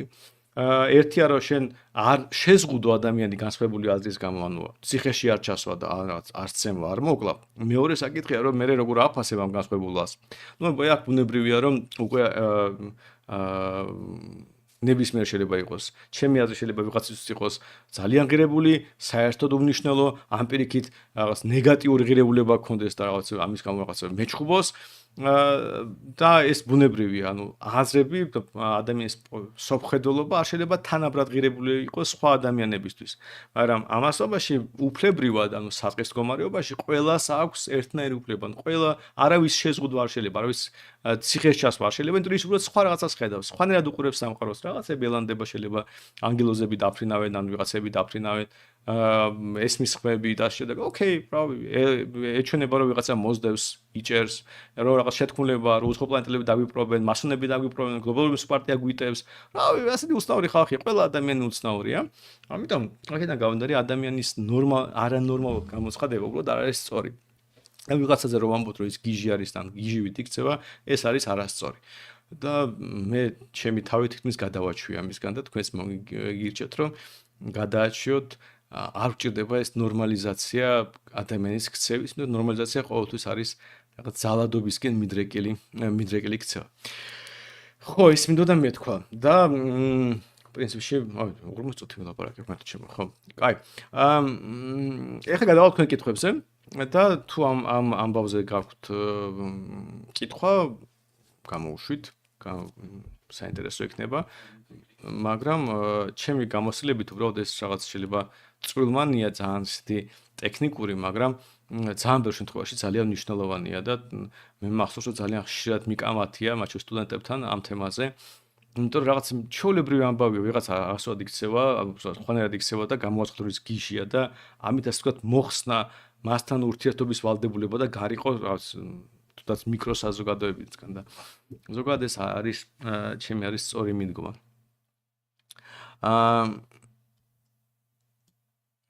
დღეს მე რამდენი ლაივი არის? დღეს მესამე ლაივი მაქვს. ხო. ნუ ეს არ იყო თათ დაგეკმილი. უბრალოდ მეორე. ღამის ლაივებს არ მოუხშირებ წინასაარჩევნო და არ მოვიფიქრე დავამთავრებ. წინასაარჩევნო სულ უფრო მეტი და მეტი საქმე გვაქვს, მეტი საფიქრალი, მეტი რაღაც გასაკეთებელი და უბრალოდ არ მაქვს რომ იდეაში დღესაც შეიძლება დამთავრება, მაგრამ რა წინაზე არ გაგაფრთხილეთ, აი სამშაბათსაც გავაკეთებ თან ეს თემა მქონდა შემორჩენილი, რომელიც უნდა მომეყოლა და ბოლო ლაივისთვის სხვა ჩანაფიქრი მაქვს. ხედავ როგორ გაგაფუჭეს ცოტა ხანში პლანის მოწევასაც დაგაწყებინე. არა, პლანის მოწევა დაწევა რა პრობლემაა, რომ ის პოლიტიკოსი კი არა, რომ მეცადოს რომ მე ბავშვობაში მაქვს, მე ბავშვობაში რა სტუდენტობის დროს ერთხელ მოვწიე და რაღაც. მე უბრალოდ დიდად არ მიყვარს მოწევა. არ მექნებოდა პრობლემა მოწევის რომ მოწონდეს. არსებობენ ადამიანები, ვისაც წამს სოციალიზმის გულწრფელად, შემდეგ გახდა ლიბერტარიანელი. გასხივოსნდა. პირიქით თუ მოხდარა და თუ იცი მაგალითები, კი ვიცი მაგალითები, ვინც ლიბერტარიანელები იყვნენ და ნუ ეხლა გასოციალისტენ შეიძლება, მაგრამ ყოველ დღეში ამ რაღაც მემარცხენე იდეებს დაადნენ და საკმაოდ ბევრი ვიცი სხვათა შორის. და ყველა ეს მაგალითი არის ლიბერტარიანიზმის ზედაპირული ცოდნის შედეგი. აი რაღაცა ერთი წიგნი წაიკითხა, რა ვიცი, აი მინახავს აინ რენდი წაიკითხა, ძალიან აღთოვან და ბავშვია რა, სტუდენტი შეიძლება იყოს და აი აღთოვან და რა მარტივი პასუხები იპოვა სამყაროზე, ან რა ვიცი, ბოუზის წიგნი არის ერთ ლიბერტარიანი წაიკითხა და რაღაც ერთ წიგნში გაიაზრა ლიბერტარიანიზმი, იპოვა მარტივი პასუხი, თქვა რომ აი სახელმწიფო ცუდია, გადასახადებიც ცუდია, რეგულაციებიც ცუდია და ბაზარი ყველაფერს დაარეგულირებს. აი ესეთ დონეზე რაღაც ისწავლა და სამყარო დაულაგდა. და ეს რაღაცნაირად წააგავს ხოლმე სექტანტურ სოფხედველობას, ხო, როცა ყველაფერზე მარტივი პასუხები აქვს. ენდერში ლიბერტარიანული სოფხედულობა ძალიან რთულია, იმიტომ რომ ითხოვს მათ შორის აი ახლა საუბრობდით ძალიან მაღალი დონის ტოლერანტობას განსხვავებული აზრის მიმართ, განსხვავებული ქცევის მიმართ, განსხვავებული ტრადიციების მიმართ. ითხოვს აუცილებლად რაღაც ლოგიკური აზროვნების, რომ რთული ლოგიკური ჯაჭვები ააწყო, მაგალითად ეროვნული ბანკი როგორ მუშაობს, რომ მიხვდე რომ ცენტრალური ბანკი ბოროტებაა. და როცა ეს არ ხდება და ადამიანი მაყოფილდება ამ რაღაც ზედაპირული ცოდნით, ვერ მინახავს ესეთი სტუდენტები მათ შორის. მე ცხოვრებას ეჯახება. ჩვეულებრივ ცხოვრებას ეჯახება, სადაც უამრავი გამოწვევა და პრობლემა არსებობს, რომელზეც პასუხი შეუძლებელი ასე სტერეოტიპულად გასცე. რაღაც ერთი წიგნით, აი ეს არის, ხო, მაოძედუნის რაღაც წითელი წიგნი რო იყო და ყველაფერი იქ რო ეწერა რაღაც ამდაგვარი არ არსებობს ერთი მარტივი პასუხები. ზოგჯერ სამყარო ძალიან არასამართლიანად შეიძლება მოგეჩვენოს. ისე არ იყოს სამყარო აწყობი რომ შენ გინდა. იმედი გაგიცრუოს და მოგიწიოს ამ რეალობას, ასე ვთქვათ, თვალი გაუსწორო და აი შენი კონცეფცია, რომელიც თავში პრიმიტიულად ჩაგიჯდა, ის არ გაძლევს ამ რაღაცებზე პასუხს. არ გესმის რატომ მოხდა ეს. და მე ბუნებრივად უარყოფ ამ ყველაფერს, იმიტომ რომ ირგვლივ ხო დადიან იგივე სოციალისტები და გეუბნებიან, რომ აი შენ რასაც გჯეროდა ეს ყველაფერი სისულელე იყო. შენ ხო ხედავ, ბაზარი არაფერს არ არეგულირებს. შენი ცხოვრება დაინგრა, არა კარგი იქნებოდა რომ მთავრობა შენ დაგეხმაროს. და რაღაც მომენტში ეს ხალხი ცვლიდა აზრს. ერთ-ერთი ყველაზე ერთი როგორც მასწავლებელს რო გული დაგწყდება, ხო? ანუ ისტორია იყო, ერთი ჩემი სტუდენტი იყო ძალიან ბევრი ვასწავლე აუხსენე რაღაცა და ერთხელ შეხვდა კონფერენციაზე, უკვე აღარ იყო სტუდენტი, რომელიღაც კვლევით ინსტიტუტში მუშაობდა და შეხვდა კონფერენციაზე და მიყვებოდა იმას, რაც მე უყვებოდი, რომ არასწორია.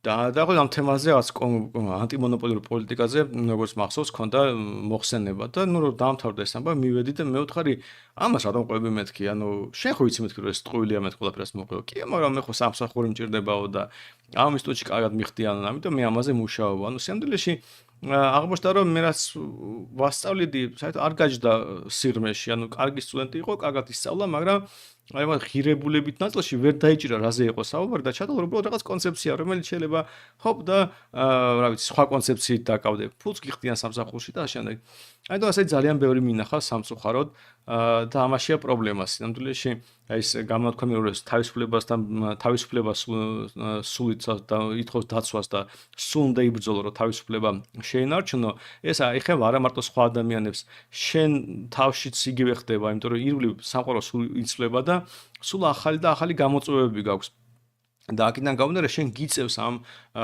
ხალხთან ასე ვთქვათ ამ რაღაც უბრალოდ ამ გამოწვევებთან იმ პრობლემებთან შენ თავში ჩდება ბრძოლა და თუ ეს პრინციპები არ კარგად გაცნობიერებული ძალიან მარტივია ასე ვთქვათ ეს უარყო და მე ასეთი ხალხი ხდებიან ძალიან ასეთი მებრძოლი სოციალისტები რომელსაც აი გული რო ბავშვო აწყენინებ ხო აი ხო ლიბერალიზმი გააცანი ამან დაიჭირა რომ ყველაფერზე ჭეშმარიტი პასუხები გაიგო და შეხედა სამყაროს როგორც აი ახლა მე ყველაფერი ვიცი და მე დაეჯახა სამყაროს აღმოჩნდა რომ ეს არ იყო სწორი პასუხები გული დაწყდა და ბრაზი ამოანთხია იმ პირველ ადამიანზე ან იმ სკოლაზე იმ რაღაც მიმდინარეობაზე თუ იდეებზე რომელიც ასე იმედიანად შეისწავლა და ამიტომ ასეთი ხალხი ყველაზე ერთი ანტილიბერალები ხდებიან ხოლმე ყოველთვის მე რაც შემინახავს იბრძვიან და უმტკიცებენ სამყაროს რომ არა ლიბერალიზმი არის სწორი აი ნახეთ ასე არის სწორი და ხო უბრალოდ არ და უბრალოდ როდესაც უბრალოდ არ უსწავლიათ რა ეს ამბავი ჰერმან დავარ კაი, რატომ შეიძლება რუსეთს ანუ პუტინს მოეწონოს დღევანდელი პოლიტიკური მდგომარეობა საქართველოს თქვენი აზრით? არ ვიცი რატომ ამ მოსწონს თუ არა ზიარსტეთის მე არ მინახია მოსწონს თუ არა, მაგრამ ჩემი აზრით რუსეთს მოეწონება ყველაფერი, რაც ჩვენ საზოგადოებაში გამოიწვევს დაპირისპირებას, დაძაბულობას, ურთიერთ დაპირისპირებას და შემდეგ ანუ რას მეც ვჩხუბობთ, მით უკეთესია რუსების, რაც უფრო ნაკლები თანხმობა გვაქვს, ნაკლები ერთიანობა გვაქვს. რაც უფრო დიდი ხანი ვცხოვრობთ ისე რომ არც ერთ იდეა არ გვაერთიანებს. ანუ მახსოვს ერთი დიპლომატი ჩამოვიდა ესპანელი და ის გვეუბნებოდა რომ გავიგეთო ეხლა თქვენს რაღაც ერთმანეთში პოლარიზაცია, ჩვენს ქონდა პოლარიზაცია საერთოდ სამოქალაქო ომი იყო და მე წლებია ერთმანეთთან ასეთი რაღაც დაპირისპირება დარჩაო, მაგრამ როცა დადგა საკითხი ევროპაში ინტეგრაციის, ნატოში ინტეგრაციის, ჩვენ გადავდეთო ეს ჩვენი წყენებიო და ეს დაპირისპირებაო, ამ იდეის გამო ირგვლივ გავერთიანდითო და თქვენ რა გჭირთ ასეთი, ჩვენზე მეტი ხო არა მოგიხოცოთ ერთმანეთი, ჩვენ როგორც კლავით ერთმანეთს ესპანელები. ხო და სიმართლე იყო, იმიტომ რომ ესპანელებს ბერად უფრო სასტიკი სამოქალაქო ომი ჰქონდა და ზოგადად ამ ნაწილში ბერად უარესი წარსული ჰქონდათ ვიდრე ჩვენ. აი ჩვენ ვით ვერ გადავლახეთ ეს ამბავი თუ ესპანელებმა გადავლახეს ამიტომ ის რა ქვია აი ესეთი ტიპის მდგომარეობა ალბათ რუსებს ყველაზე მეტად აწყობს ყოველ შემთხვევაში ასეთ ქვეყანაში გავლენის ზრდა და ამ ქვეყნის რაღაც განვითარების ტრაექტორიის ცვლილება ბერად უფრო მარტივია ვიდრე როცა ჩვენ ერთიანები ვართ და რაღაცაში მაინც ურთიერთგაგება გაგვაჩნია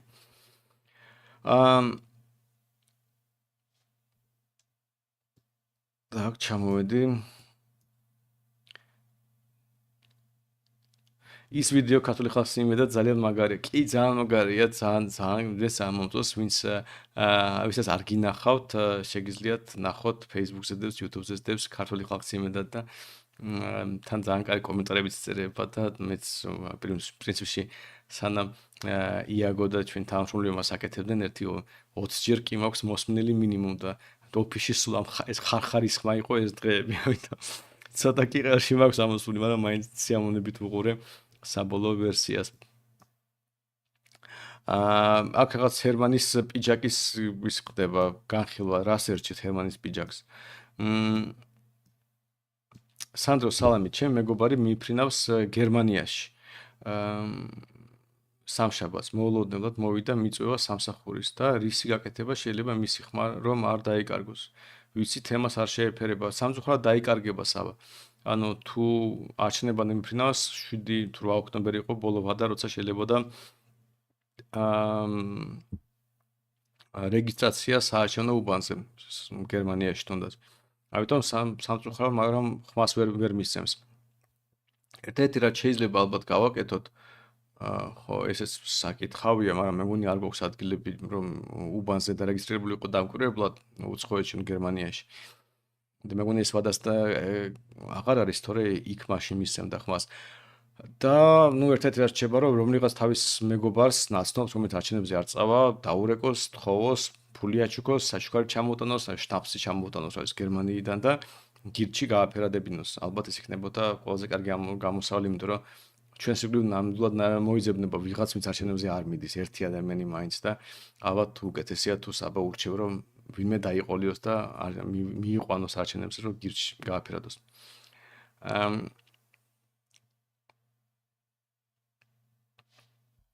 ხო, აი თამაზმაც უკვე უპასუხა იგივე და კი ბატონო.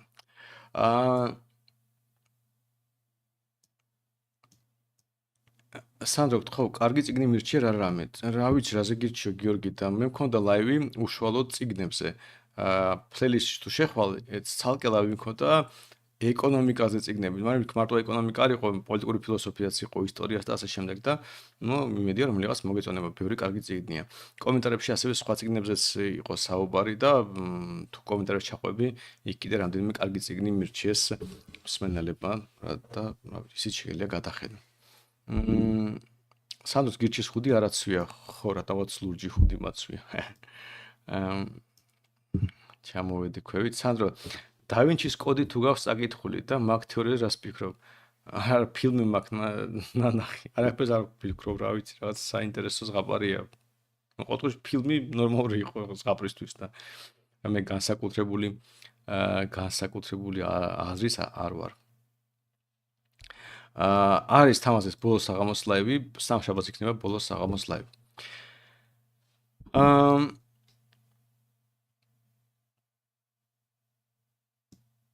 ბატონო სანდრო, მიწების დარიგების შემთხვევაში ადამიანს შეუძლია რომ მიწა სახელმწიფოს მიყიდოს თუ მიწა თავისთვის არ სურს.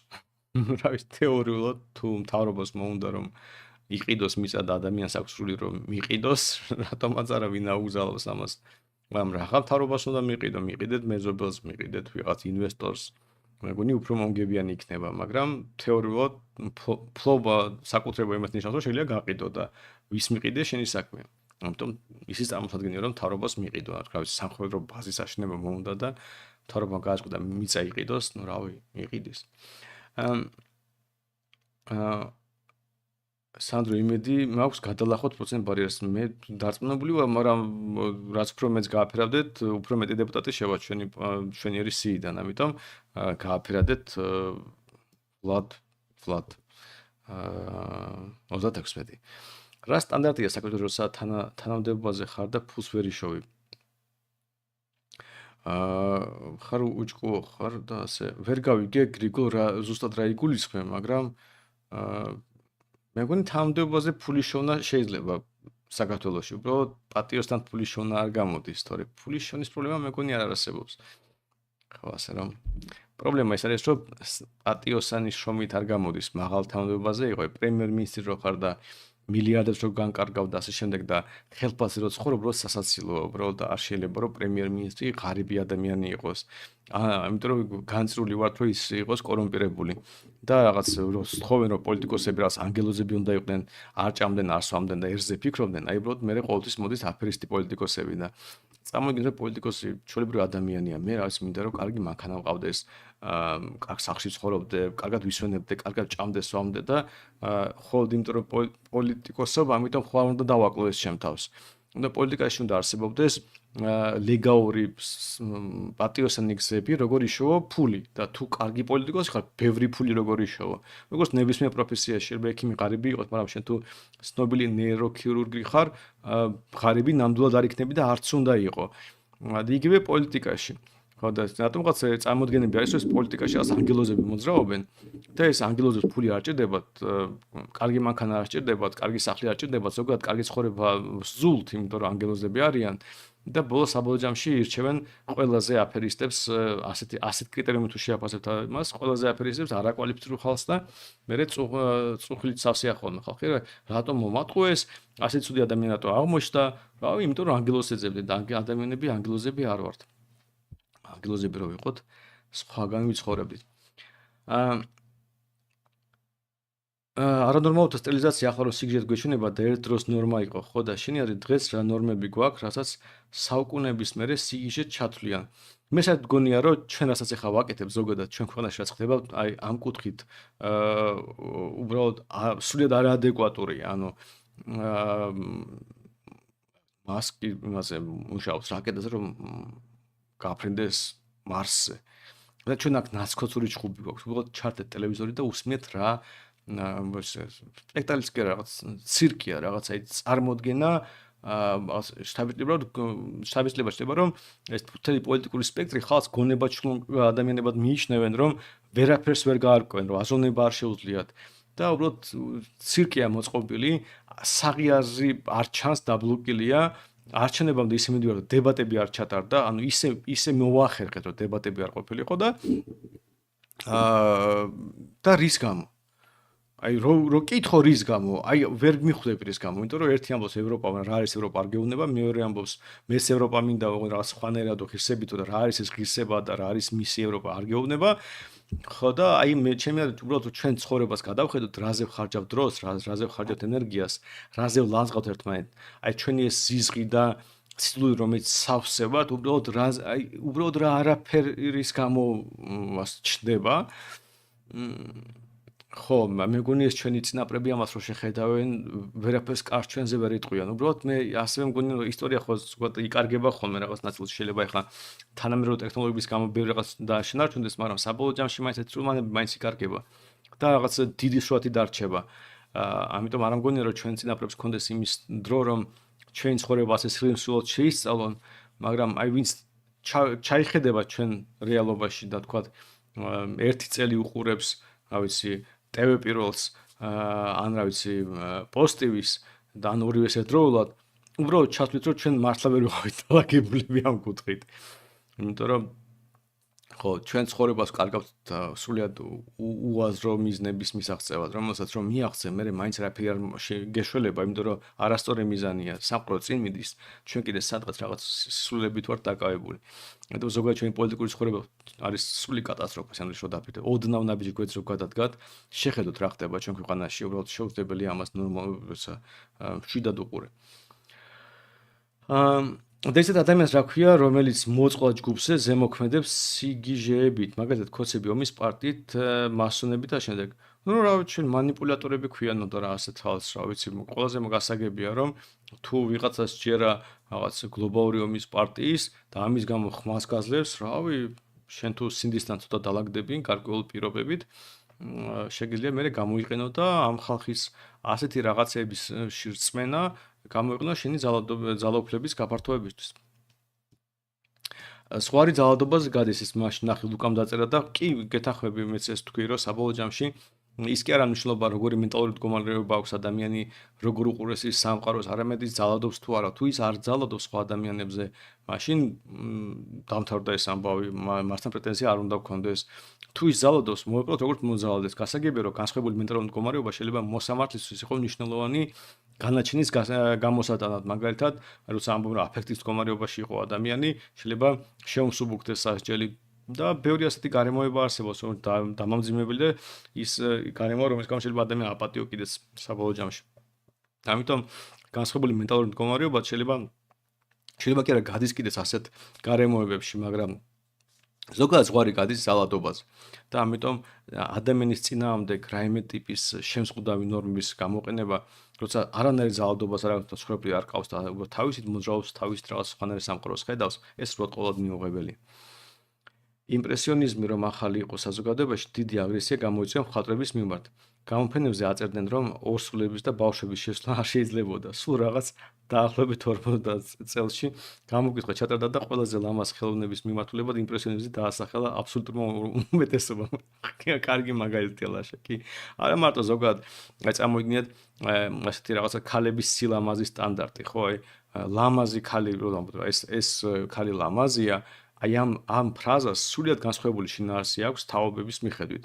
ეხლა რომ ადამიანზე რომელსაც ვიტყვით რომ ეს ლამაზი ქალია, იგივე რაღაც 50 წლის წინ შეიძლება ითქვათ რომ არა ეს არ არის ლამაზი ქალი. და ეს სტატუსი სულ იცვლებოდა.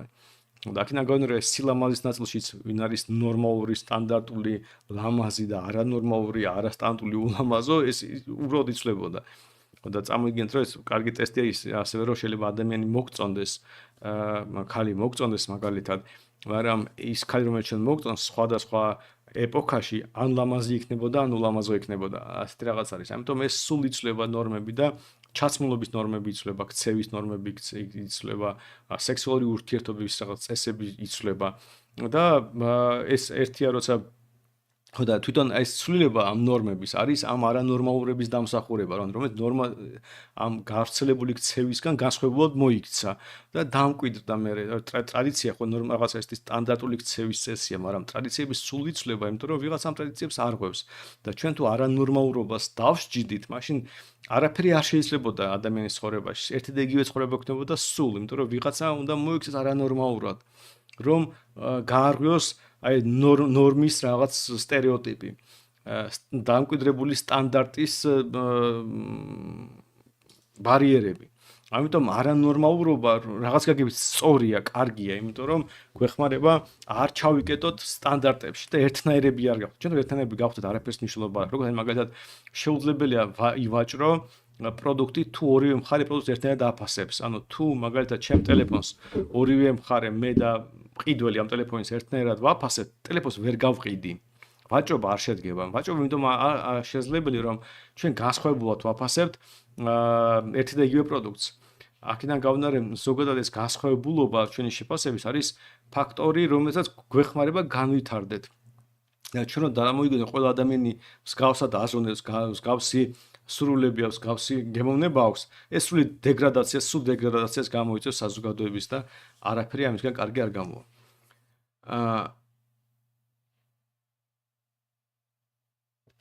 სანდრო, მადლობა რომ მიხარია რომ მოგეწონა. გამოგიხდა ლაიქები. უკვე 107 ლაიქია სხვათა შორის უკვე დიდი მადლობა ვინც დაალაიქეთ, ვინც დაალაიქებს იმათაც დიდი მადლობა მომავალში და მიხარია რომ ასე გამოვიწოდა კიდეს ლაიქების ამბავი ისე აგროვდა 107 ლაიქამდე უკვე.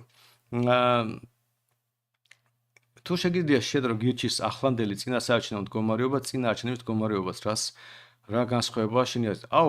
კატასტროფულად დიდი განსხვავებაა. 21 წელი საერთოდ ძალიან რთული იყო და 20 წელს რო ვატარებ, იქაც ხო კამპანიის ხელმძღვანელი ვიყავი და სულ ოფისში ვიყავი და იქ კოვიდის ამბავიც იყო რა თქმა უნდა 2020-ში, მაგრამ შეუდარებელი ამბავია, შეუდარებლად დიდი როგორც ვთქვათ, სხვანაირი რეპუტაციით მოძრაობთ, ბევრად მეტი, თქვა, დიდი პოზიტივია, ანუ ფაქტობრივად ყველა საზოგადოებრივ ჯგუფში ძალიან პოზიტიური შეფასებებია, გარდა იმ გიჟი ჰეითერებისა რაღაც მოსოციალისტო პროგრესისტო რაღაც ხალხების, რომელიც რაღაც კვოტირების ამბავი აწუხებს დღემდე და ვიცი სხვა სექტანტების, სხვა ნაცების თუ კოცების, რომელიც აი უბრალოდ რაღაც ჩაციკლულები არიან და უბრალოდ შენი ლანძღვის გარდა მეტი არაფერი არ აინტერესებს.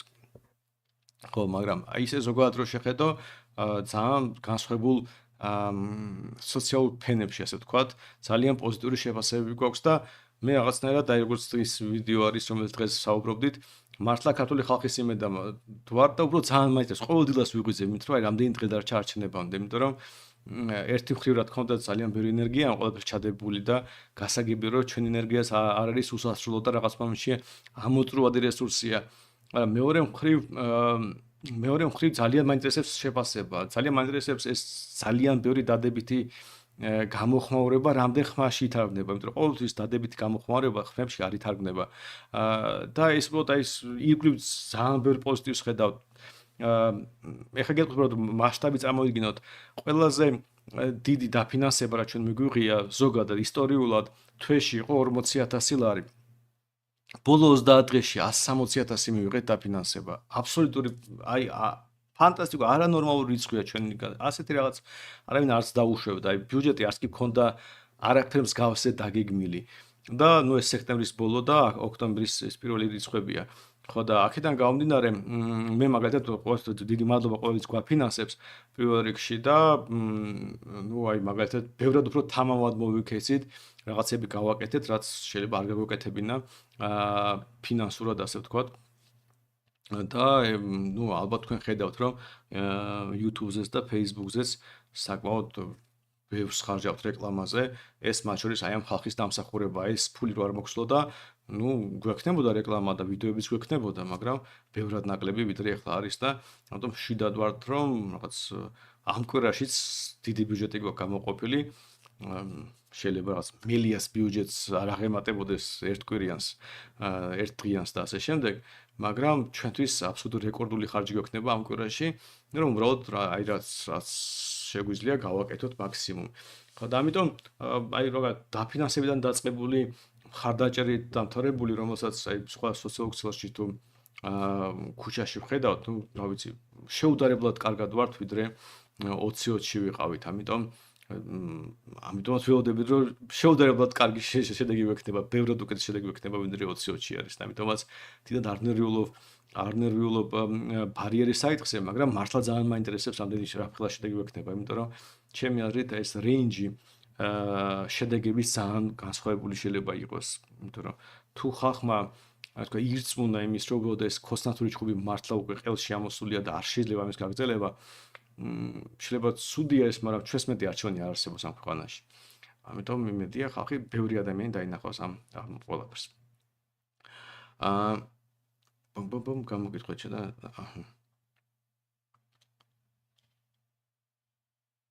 კარგი სანდრო თუ გიჟები ჭყალებს უმრავლესობაში არიან დაუშვათ კომუნისტები მაშინ რა უნდა იყოს და სხვა ხუმრობა არის რომ გიჟების ქვეყანაში ნორმალური ადამიანი გიჟი არის ხო ანუ სამდროში კომუნისტების ქვეყანაში გიჟად ყოფნა პატივია ხო ანუ ის ხალხი რომელსაც ფსიქიატრიაში უშვებდნენ ისინი იყვნენ გმირები მაგალითად როცა საბჭოთა კავშირმა პრაღაში ჩეხეთში ზოგადად და პრაღაში კონკრეტულად შეიყვანა ჯარი რომ ის რევოლუცია რომელიც იქ მოხდა ჩაეხშო კრემლთან წითელ მოედანზე მეგონი 7 ადამიანი გამოვიდა გასაპროტესტებლად თან ის პერიოდია 60-იანი წლებია და ეხა ინფორმაცია სწრაფად არ ვრცელდებოდა და ასე რაღაც ჩუმჩუმად ინფორმაცია გავრცელდა და 7 ადამიანმა თელ საბჭოთა კავშირში გაბედა და გამოვიდა წითელ მოედანზე და ფსიქიატრიაში გაუშვეს. ანუ, იმიტომ რომ 60-იან წლებში როგორ შეიძლება ეჭვი შეგეტანა იმაში, რომ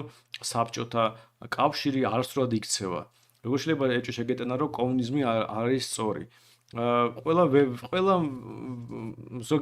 საკმაოდ მალე დაასრულა ცხოვრება, მათ შორის იმ სასჯელის გამო, რომელიც მათ მიუსაჯეს, მაგრამ რამდენიმე მოესწრო საბჭოთა კავშირის დამხობას და ეს ხალხი ძალიან ასე პატივის იყო მიღებული ჩეხეთში მახსოვს იმიტომ რომ ასე რეპორტაჟებიც მინახავს როგორ ფაქტობრივად ჩეხები გმირებად ისე უყურებდნენ იმ რაღაც ამდენიმე ადამიანს რომელიც თელ საბჭოთა კავშირში გაბედა და გამოვიდა ქუჩაში და გააპროტესტა პრაღაში ტანკების რუსული ტანკების შეყვანა ასეთი ხალხი ყოველთვის იყო კომუნისტურ სისტემაში მაგრამ საბოლოო ჯამში ეს ხალხი იყო გმირები, ანუ ეს ხალხი იყვნენ სწორმხარეს.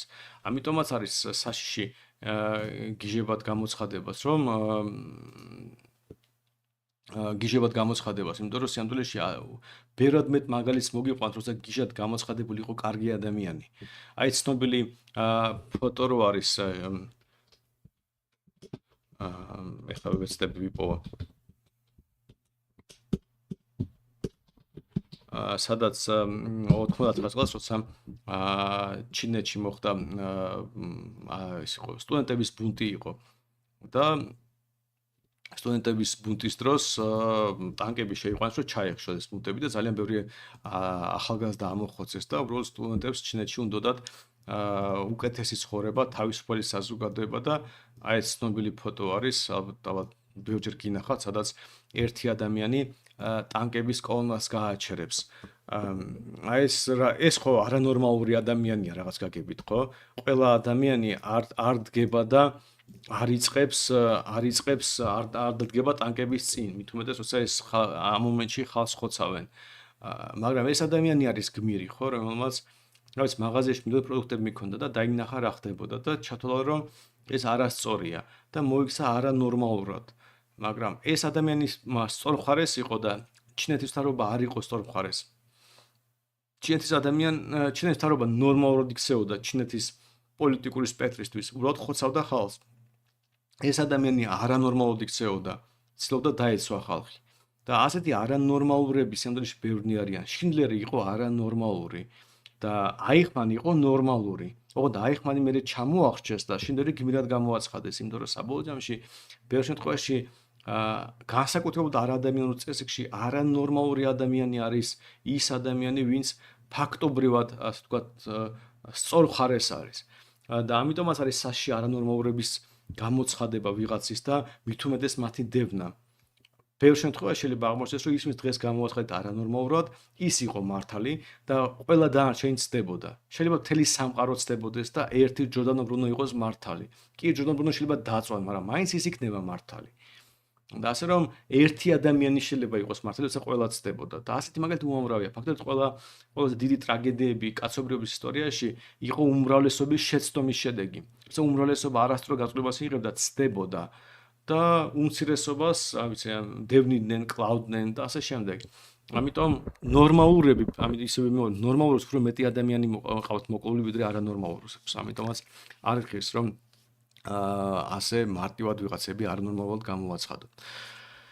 არჩევნების შემდეგ გაგრძელდება ლაივები? არა, ეს ლაივები აღარ გაგრძელდება არჩევნების შემდეგ ნამდვილად, იმიტომ რომ რაღაც გაგებით ბუნებრივად მივედი იმ ზღვარამდე, სადაც ჩემი ცოდნაც ამოწურულია, ну, კონკრეტულად ხარ რაღაც შემიძლია რაღაც თემები მომეგონებინა, მაგრამ უკვე ისეთ თემებამდე მივედი, რომლისთვისაც მომზადება ჭირდება და მე ასე ვთქვათ, ისეთ თემებს ვშედი, რომელსაც იდეაში არ ვემზადებოდი, ჩემი დაგროვილი ცოდნით ყვებოდი და აქედან გამომდინარე ეს ფორმატი დასრულდება. თუმცა ვნახოთ რა ქვეყანაში გავიღვიძებთ 27 ოქტომბერს და მე მაქვს რაღაც იდეა სხვა განსხვავებული ფორმატის და თუ ამის დრო და ხასიათი მექნებოდა სრული, სხვა ტიპის ლაივებს გავაგრძელებ. სანდრო გირჩის ფართიზე გოჭი და ღომი იქნება, გოჭი და ღომი არ იქნება გირჩის ფართიზე სამწუხაროდ. ტელევიზია გაიჭედა, მაგრამ იმდა გამოსურდა. სალამი სანდრო, მიყვარხარ ძალიან მადლობა. შენ ლაივ ნახე ინტერსტელარზე. ვენდეტა თუ გაქვს ნანახი იქნებ გესაუბრა როდისმე. ვენდეტა ნანახი მაქვს კი, იცი რა არ ქონია განცდა რომ ამაზე შეიძლება რაღაც განსაკუთრებული ვილაპარაკო. და თუ რამე ისეთ სპეციფიკურს ხედავი, ну, გარდა იმის რაღაც ტოტალურ საზოგადოებას რაღაც ხალხი ებრძვის და შემდეგ გასაგებია ზოგადი ნარატივი, მაგრამ თუ რაღაც სპეციფიკურს ხედავ იქ რაც შენი აზრით ღირს რომ გარჩევადი იყოს, რა ვიცი, ну, ეხლა აქ აზრი არ აქვს, მაგრამ ცალკე თუ მომწერ რაღაცა ვიფიქრებ, თუ რაღაცნაირად დამჭირდა თუ რაღაც ამ ტიპის ლაივი მექნება, ან განხილვა კონტრაში ვეცდები, ყურადღება მივაქციო, ახლიდან ვუყურო და რაღაც ჩემი აზრით ჩამოვაყალიბოთ, რამდენად ეს ხირებული იქნება, რომ ამაზე მე სპეციალურად ვილაპარაკო, უკვე მე ვიფიქრებ. ამჟამად მთავრობა ყიდის რაიმე მიწას საკუთრების უფლებით? კი, რა თქმა უნდა, მიწას უყიდის მთავრობა, პრივატიზაციის გეგმა აქვს, უბრალოდ დიდად არ სრულდება ხოლმე ეს გეგმა და წელიწადში შეიძლება რამდენიმე 10 მილიონის საკუთრება გაიყიდოს და მათ შორის მიწაც. და აუქციონებიც არის საბადოები რაღაცები შეიძლება იყიდოთ ჩვეულებრივად.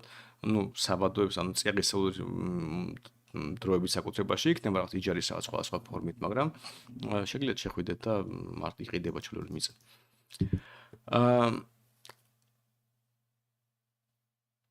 სანდრო გამარჯობა საჩინო უბანზე გირჩის ხუდით მისვლა რამდენი არ გინდათ გირჩის ხუდით მისვლა ხალხო არ შეიძლება გირჩის სიმბოლიკით რა გაგაგდებენ უბნიდან და ამის გამო შეიძლება დაკარგოთ ხმა ამიტომ ნორმალურად ჩასმული მიდით არაფერი უკვე იმ დღეს აღარ შეიძლება არავის აგიტაციით თქვენ ახლა არ გადაიყვანთ თქვენაზე იმიტომ რომ გირჩის ხუდით მიხვედით და უბრალოდ არ გარისკოთ იმის გამო რომ რაღაც კონფლიქტი შეიქმნას უბანზე და ვიღაცამ გაგაგდოთ და ასე შემდეგ და ბიულეტენზეც უბრალოდ გააფრთხილდეთ 36 და მეტი არაფერი არ გააკეთოთ, იმიტომ რომ რაღაცები გადახაზვა და გადმოხაზვა, წერა, ლექსები წერა შეეშვით, არ არის საჭირო, მით უმეტეს სურათის გადაღება აკრძალულია და თქვენ თუ დაიწყეთ ამის გადაღებას, რომ მე რა ჩვენთ რა ლამაზად გააფერადეთ ან რა ლამაზ ტექსტი მიაწერეთ, აი ასევე შეიძლება კონფლიქტის წყარო იყოს, ამიტომ ჩვეულებრივად მიდით ნორმალურ რეჟიმში გააფრთხილდეთ 36 თუ თბილისში იქნებით, გამოგვიوارეთ ოფისში საღამოსკენ და ერთად დავაკვირდეთ შედეგებს. ამჟამად მთავრობა ყიდის ის უგამოს უპასუხე, გზავრები რუსეთში პანდაპუნით კონცერტებს ატარებდნენ, ეხლა გახდნენ ევროპელები. მე ამ გზავრებზე აი რაღაც ემოციას არ გამიშთა, უბრალოდ აი რა ვიცი თუ უნდათ იმღერონ, აი მე რო გამეგო რომ ისინი მღეროდნენ რაღაც პარკში, ამის გამო ემოცია არ მექნებოდა რანაირი. სწავლენ მიტინგზე, წავიდნენ მიტინგზე. საერთოდ რატომ ატყდა ასეთი რაღაც არ მესმის და მართლაც რა ვიცი თუ შეგიძლია რუსეთში კონცერტი ჩაატარო, კალაძეს რაღაც წინა საარჩევნო ღონისძიებაზე რატომ არ შეგიძლია ჩაატარო. უბრალოდ მე მგონი რაღაც პოსტი დაწერეს, რაღაც ჩვენ ჩატში ვიღაცა სკრინი ჩააგდო და რაღაც აი რაღაც დაწერეს, რომ არ ვიცოდეთ რომ ეს პოლიტიკური ღონისძიებაო თუ რაღაცაო და უბრალოდ ძალიან სასაცილოა, ჯობია არაფერი არ თქვა და იმღერო ან არ იმღერო, მაგრამ აი უცნაური ტექსტი დაწერეს. ხო და აი რაღაც აი ამაზე საუბრობდი რომ აი არის გზნობა ამაში გულსფელობა არც იმ ხალხის რომელიც აბულინგებს ამ გზავრებს არც ვინც იცავს მე მგონი არავინ არ იცავს საბოლოოში ყველა აბულინგებს ქოსების და ნაცების სხვადასხვა ფორმით მაგრამ არც ეს გზავრების პოზიცია არის გასაგები ამიტომ რა ვიცი რა გითხრათ წინაპრები კი არა შთამომავლები არ ვიცი შემეშალა წინაპრები შთამომავლები ოკეი შეიძლება მე არ მეხება ეს, მაგრამ თუ შემეშალა ხო, წინაპრები, სამომავლები, ხო, ნუ ამ შემთხვევაში შემეშალა, ნუ რავი ხდება ხომ. ყველაზე დასამახსოვრებელი გადაცემა იყო ფრენის ეპიზოდის სწორი გზა ტურიზმის პრობლემების და საგზაო ინფრასტრუქტურის პრობლემის და არც არჩევნების მერე შეწყვიტოთ ეს მუხტი. მით უმეტეს თუ მე თმას მოგცემთ რომ ბევრი დეპუტატი ვიყავდეს პარლამენტში. რა თქმა უნდა არ შეწყვიტავთ. სანდრო ამ თქვენ ვიდეოზე ხო არ ამბობ და სუსი დაგენერირებულ ვიდეოს ელოდებოდ. კი სუს ამ ჩვენი ვიდეოს ეშინოდა ჩვენ რადგან ამდენიმე დღე უმეტესად იაგო მუშაობდა ამ ყველაფერზე. ისეთი ხახარი იყო ჩვენ ოფისში რომ სუსაც კი ესმოდა და მე მგონი მიხვდნენ რომ რაღაც სერიოზული მზადდება.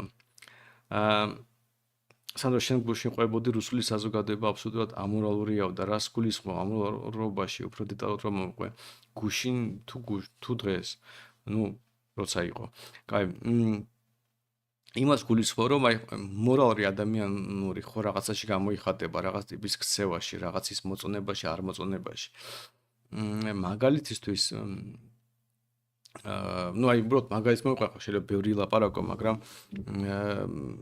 ხო ასე მაგნიცკის ის არის სია სანქციების აი ჩვენთან ლაპარაკობენ ხო საიდან გაჩნდა იყო ერთი ადვოკატი მაგნიცკი რომელიც ერთი ამერიკულ ინვესტიციურ ფონდის თანამშრომელი იყო აღმოაჩინა რაღაც სქემა ცოტა რაღაცნაირად იდეურად უცნაური ტიპი იყო რომელს დაინახა რომ ვიღაც ბიუროკრატები იპარავდნენ ფულს და გადაწყვიტა სამართლიანი ბრძოლა რომ რუსეთის ბიუჯეტში მეტი ფული შედიოდეს აი თქვათ ამ გადასახადებისგან თავის არიდების სქემის გაშიფრვა და საჩივრები დაწერა სადღაც აქეთ-იქ და აღმოჩნდა რომ ბოლოდ მე აღმოჩნდა უკვე დიდი ხნის შემდეგ რომ საერთოდ პუტინის ახლო წრე აკეთებდა ამას და ფაქტობრივად პუტინს უჩივდა იმაში რაც პუტინს თუნ აკეთებდა ხო და რადგან ეს იურისტი რაღაც ანესტი პრინციპული აღმოჩნდა და ბევრ საჩივარს წერდა ბოლოს ეს იურისტი დაიჭერეს ჩაშვეს ციხეში და იქ მოკლეს და ამ ინვესტიციური ფონდის ფლობელმა თქვა თავის იურისტის გამო და ბიზნესის დაკარგვის შემდეგ დახარჯა ფული ამერიკაში ლობიზმზე და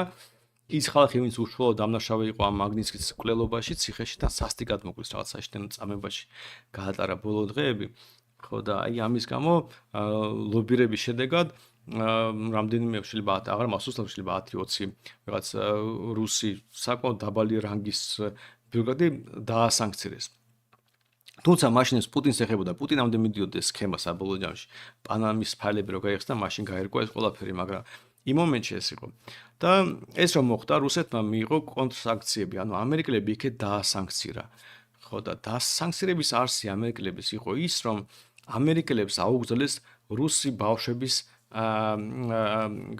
აყვანა და გაშულება ააგზავნეს ფაქტობრივად და იდეა რუსეთში ძალიან ბევრი ბავშვია ბავშვთა სახლში. ანუ ჩვენ ამ კუთხით ბევრად უკეთესი მდგომარეობა გვაქვს და იქ რაღაც საშინელი არაადამიანური მდგომარეობა ეს უმეტესი მათგანი ვერც კი ასე ვთქვათ მე ინტეგრირდება ნორმალურ ცხოვრებაში, ბევრი უბრალოდ კვდება ბავშვობაში და განსაკუთრებული სასტიკი მოპრობა აქვთ ავადმყოფი ბავშვების მიმართ, რომელსაც რაღაც შეიძლება ქრონიკული დაავადება ჰქონდეთ შიშმული პირების მიმართ და შემდეგ და ეს ხალხი უბრალოდ კვდება სასტიკი საშინელ გარემოში და ამერიკელები იყვნენ ფაქტობრივად ერთადერთი ხალხი, ვინც გამოთქვამდა მზაობას აიყვანათ ეს ბავშვები ასეთი რაც ქრონიკული დაავადებებით ან რაღაც სხვათა შეზღუდვებით და ასე შემდეგ.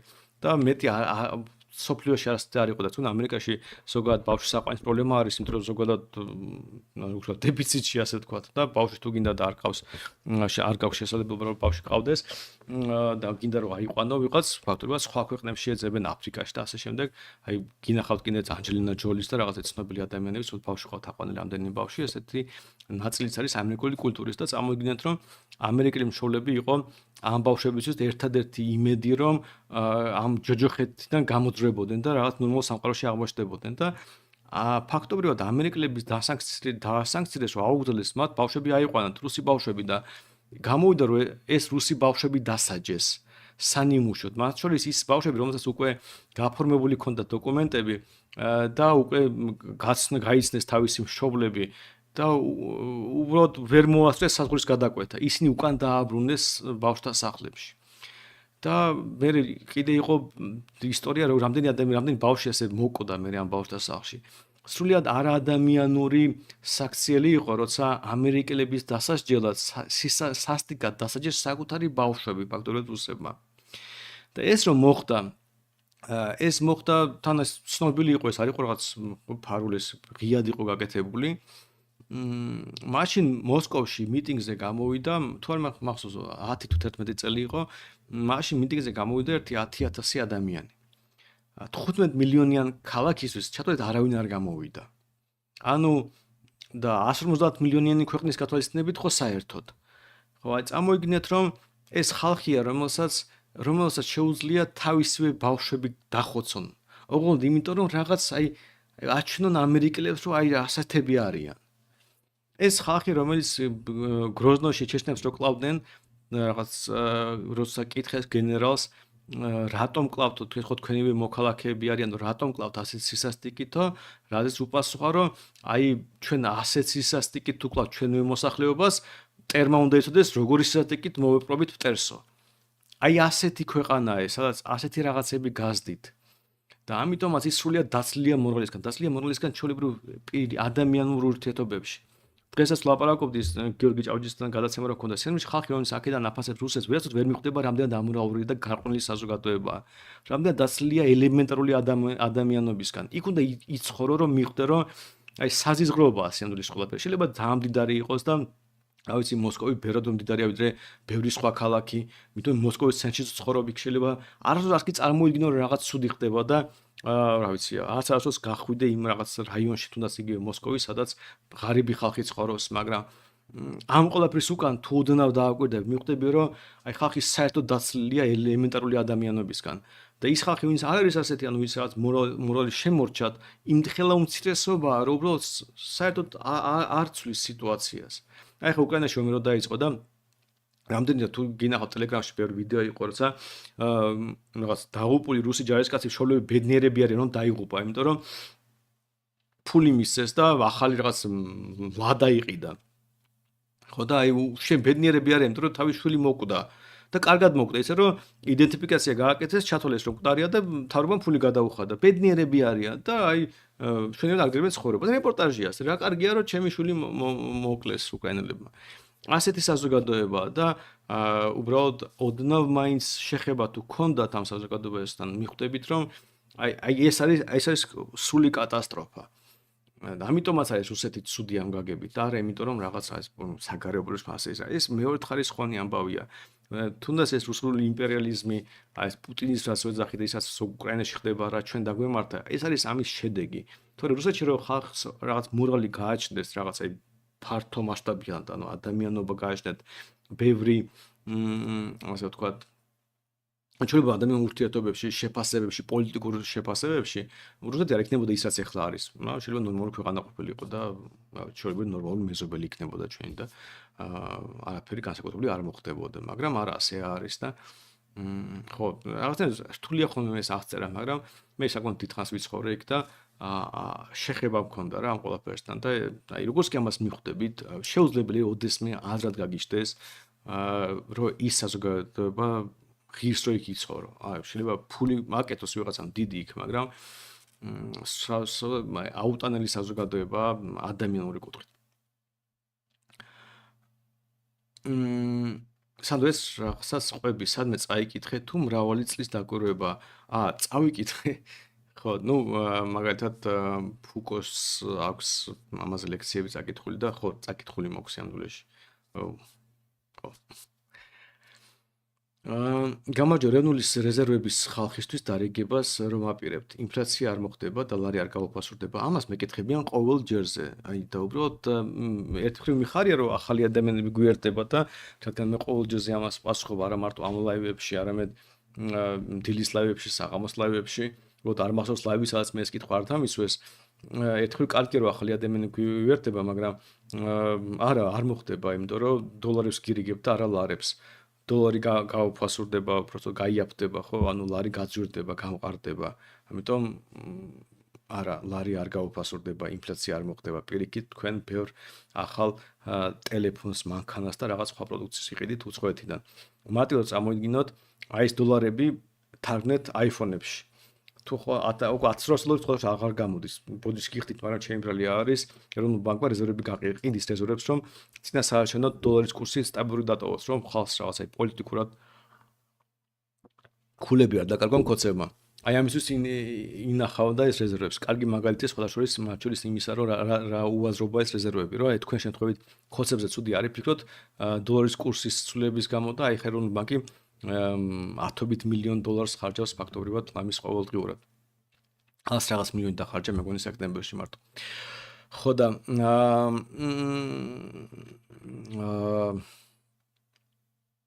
ხო და წამოიგინოთ რომ იქ არა 1200 დოლარი დევს, არამედ თქვათ ტელეფონი, აი iPhone-ები დევს იქ. დასაწყობებული მაქვს iPhone-ები და მე გეუბნებით რომ iPhone-ებს დაგირიგებთ მეთქი. თქვენ ხო არ გაგიჩნდებოდეთ არასდროს აზრი, ამის გამო ინფლაცია მოხდება. ხო დოლარი შინაარსობრივად ეს არის. დოლარი არის უცხო ქვეყნის პროდუქცია. ანუ თურქული, გერმანული, ამერიკული, იაპონური რაღაც პროდუქცია, იმიტომ რომ საბოლოო ჯამში დოლარები გავასხავ გარეთ და იქიდან სანაცვლოდ შემოვა რაღაც პროდუქცია. როგორ შეიძლება iPhone-ების დარიგება ჩვენ ქვეყანაში იყოს ინფლაციის წყარო. ყველა ჩვენ მოქალაქეს თითო iPhone-ი რო დაურიგო, ინფლაცია ხო არ ეხნება. შეიძლება უბრალოდ iPhone-ის გაყიდვები შემცირდეს, იმიტომ რომ iPhone-ი გაიაფთეს ხო ჩვენ ქვეყანაში, მაგრამ ამის გამო ინფლაცია ნამდვილად არ მოხდება. ანუ ამის გამო ზეთი არ გაძვირდება, უბრალოდ მექანიზმი არ არსებობს, როგორ უნდა შეიძლება ეს მოხდეს. YouTube-ზე რეკლამა არასდროს გააკეთოთ, გაფუჭდება არხი. ვაკეთებთ უკვე. ვაკეთებთ. უკვე ვაკეთებთ. მოვიცი, მიდია კარად იქნება ყველაფერი. მე ფიქრობ, რომ ყველა გიჟები ხართ. ზოგადად ყველა გიჟები ვართ რაღაც გაგებით, ან ყველა ნორმალურები ვართ, ან ყველა არანორმალურები ვართ. ზოგადად ზედმეტი შეფასება, სიტყვა არაფერს არ გვაძლევს.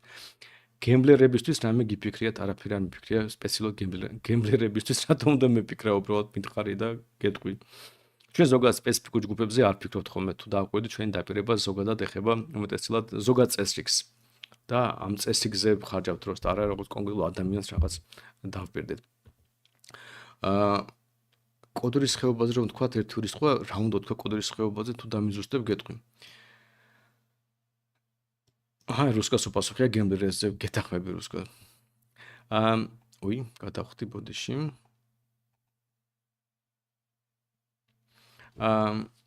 სანდრო გამარჯობათ. მაინტერესებს რატომ არავინ არ საუბრობს საათობრივ ანაზღაურებაზე, რომ გადავიდეს კერძო ბიზნესში და აწესდეს მინიმალური დამსახურებული საათობრივ ანაზღაურება.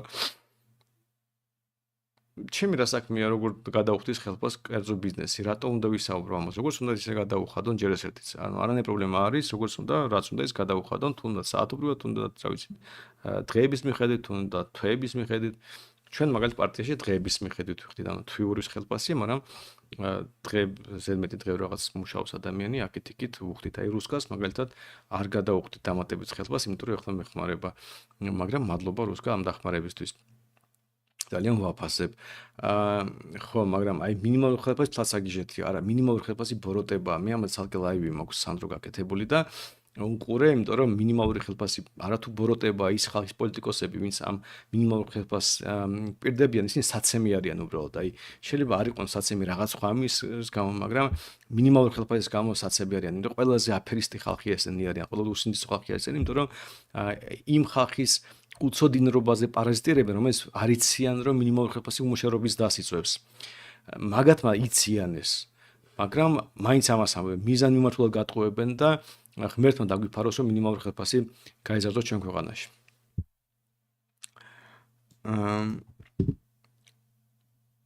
დავედი, ჩამოვედი. გირჩი უერთდება 20 აქციას. გირჩი როგორ შეუერთდება ამ პოლიტიკურ პარტიებმა გამოცხადეს, რომ არის პოლიტიკური პარტიების აქციო. არა, ჩვენ 20-ში გვექნება გირჩელების შეხვედრა ივენთი, დიდი ხანია ვემზადებით და თქვენც მოგზადით. თუ გინდათ აქციაზე გაისერნეთ და მოგზადეთ, იმიტომ რომ ახლოს რუსთაველთან ახლოს ვიქნებით და ესე იგი, მასე Facebook-ზე ივენთი არის, 7-ზე ვიწყებთ. ამიტომ შეგიძლიათ აქციაც შევთავსოთ და შეგიძლიათ ჩვენთანაც მოხვიდეთ. მე პირადად ბუნებრივია ივენთზე ვიქნები და აქციაზე არ გავალ, იმიტომ რომ უამრავი სხვა საკითხი მექნება დასაორგანიზებელი. მაგრამ როგორც ასეთი, მე ზოგადად აი უკვე ალერგია მაქვს ამ აპოლიტიკურ მიტინგებზე, რომელსაც პოლიტიკური პარტიები აორგანიზებენ და მე აცხადებენ, რომ პოლიტიკური პარტიები არაფერ შუაში არ არიან. ანუ აი ეს აუტანელია და ყოველდღე მიუღებელია ჩემი აზრით. ამიტომ ხო, მე ზოგადად ამ მომენტში ამ ნაწილში ამ მიტინგის ეს მიტინგი არ მომწონს. თუ რაც არის ცვლილობა, თუ რაც არის ხო. მაგრამ ზოგადად ეხლა რა ვიცი ადამიანები გეუბნებიან ჩვენ აქ ევროპა გვიყვარს და გვინდა ქუჩაში ვისეირნოთ, მოდი ვისეირნოთ და რატომაც არა რა ვიცი ვისეირნოთ ევროპა გვიყვარს. ჩვენ რა ევროპას უყვარს ამაზე ლაპარაკობენ და ვის რა ევროპა უყვარს ღმერთმა იცის, მაგრამ ну აი რაღაც მასამდეში არის რეალურად რამდენიმე პარტიის მიერ დაორგანიზებული წინასაარჩევნო ცვლილობა. უბრალოდ ამ პარტიებს დღემდე არ ყოფნით გამბედაობა, თქვან რომ ჩვენ პარტიები აგერ მიტინგს ვაწყობთ. ასეთი ლაჩარი პოლიტიკოსების ხელშია ოპოზიციის დიდი ნაწილი და მე ვიცი ვისე დაორგანიზებულია და ვიცი რა პარტიების და ფაქტობრივად ხა გირჩი რო უერთდებოდეს, მაშინ ამ პარტიებს უნდა უჭერდეთ ხარს, როგორც ხვდებით ამ პარტიებს ხარს არ უჭერთ.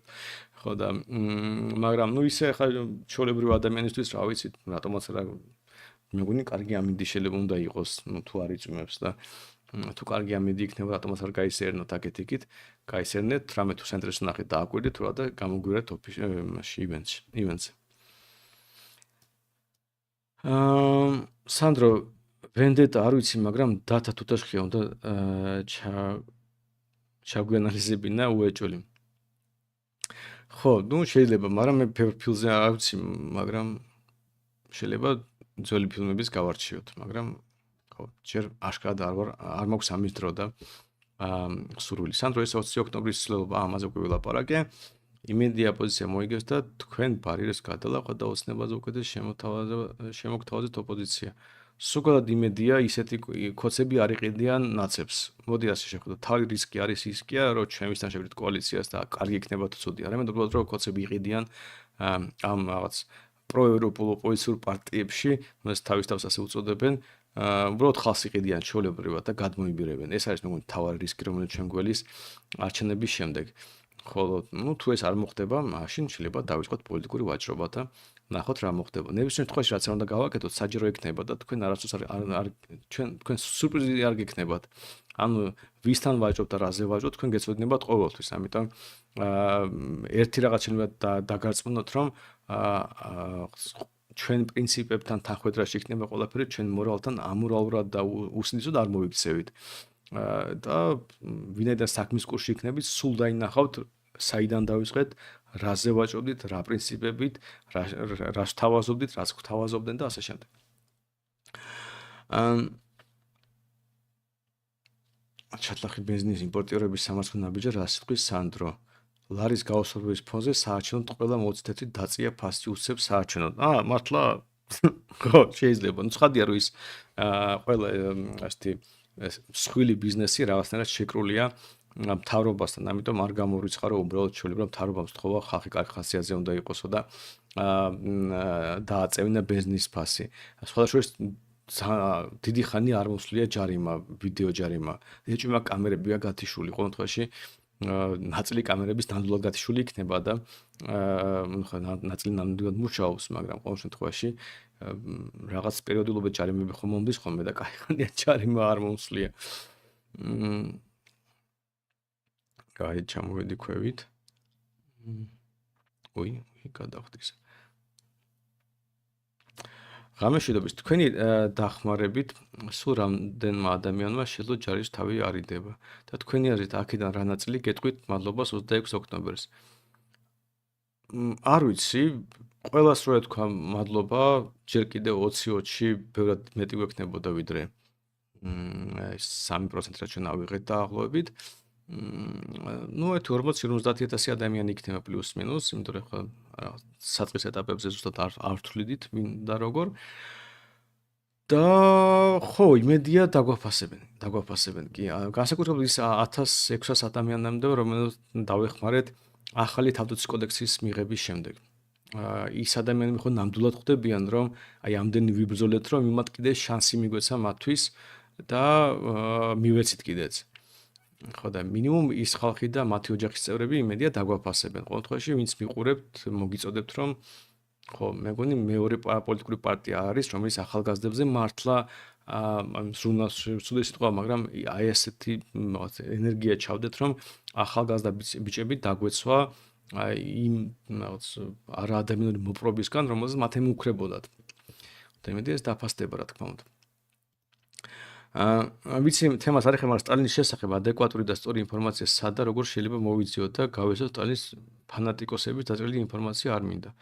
ნუ მე ხა არ გამოვდგები სტალინის მკვლევარად, მაგრამ დაწუნებული ვარ, რომ ინფორმაცია ბევრი იქნება, მათ შორის ისტორიკოსების, რომელიც არ გადიან ფანატიკოსების ნაწილში.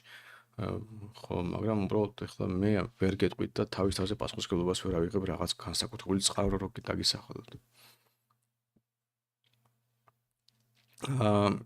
ხვალ იქნება ვინმე ოფისში? კი, ხვალ ჯერით ლავი გვაქვს 5 საათზე და ზოგადად უფრო ადრეც შევიკრიბებით.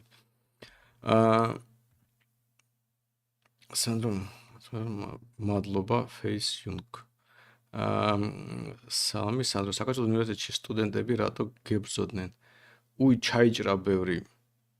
ეკონომიკას ვასწავლიდი, ძალიან პრიმიტიულ ეკონომიკას, ასე პრიმიტიულად არ მისცალეთ ის რაღაც ელოდებოდნენ თან რაღაც COVID რაღაცები იყო და ელოდებოდნენ რომ მარტივად ჩააბარებდნენ და ნუ რა ვიცი მეც რაფერ თვლი არ გამიკეთებია, მაგრამ ჩაიჭრა ბევრი და აღშფოთებულები იყვნენ და მე რაღაც ეს რო დაიწყო გარჩევა რა როგორ მე შევთავაზე რომ ყველა ეს ნაშრომი საჯარო დაგვედო და უბრალოდ საჯაროდ გვეჩვენებინა რა დაწერეს სტუდენტებმა, მე რა დაუწერე და რა სიტყვენ თვითონ და სტუდენტები არ დათანხმდნენ.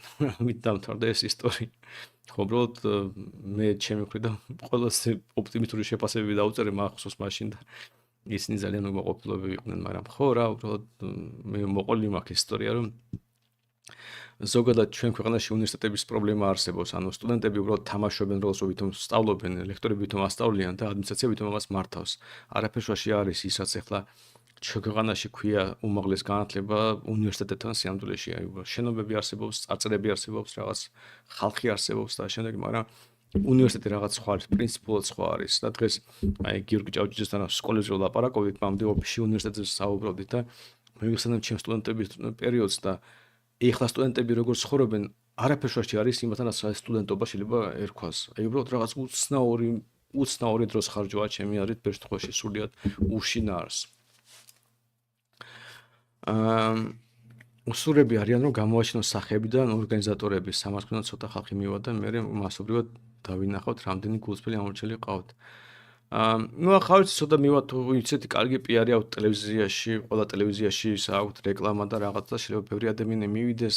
რაღაცნაირად ვერც გამომტყუნ ადამიანს ეხლა რა ვიცი საშუალო სტატისტიკური ამორჩეველი რაღაც ევროპა გიყვარს, აგერ ევროპის გამო მივიდეთ მარსზე, ამ ევროპის გამო გავიწავით მარსზე, ეხლა გვარამი ეს პარტია რო არის ორგანიზატორი ან ლელო ან ნაცები, ეხლა ну აი ამას ხო არ ჩაწდება ეს ხო და ამიტომ მე ახლა ვიცი ამდენი ადამიანი მივა უბრალოდ თავისთავად არაფერში არის აპოლიტიკური მიტინგი ენჯოების მოწყობილი უშუალოდ არჩევნების წინ. იქ უნდა იყოს პოლიტიკური პარტია, რომელიც ამბობს რომ მე დამიჭერეთ ხალხო ხარი, მე ვარ ევროპელი, აი აგერ და ლელოს დროშები და რაღაც.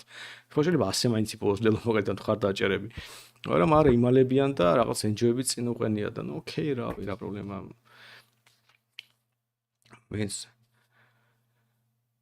მეს მაინტერესებს დოლარი ვიყიდეთ მე თქვი აიწევდა და პირიქით მოხდა და რატომ არ ვიცი დოლარის კურსის პროგნოზირება მე ამაც ალგალავი გაკეთებული არაფერში არის ჩემთან ვერასდროს ვერ დაგეხმარებით ამ ნაწილში ფინიშეს მივიდეთ აი ბოლო 3 მესიჯი იმასაც წავიკითხა და დავამთავრე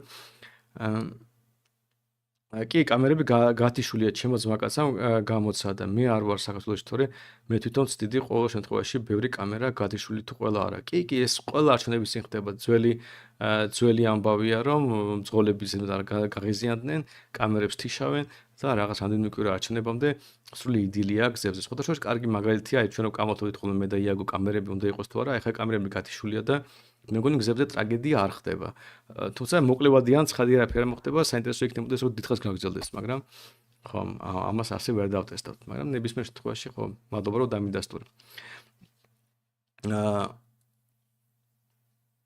მადლობა გიგია.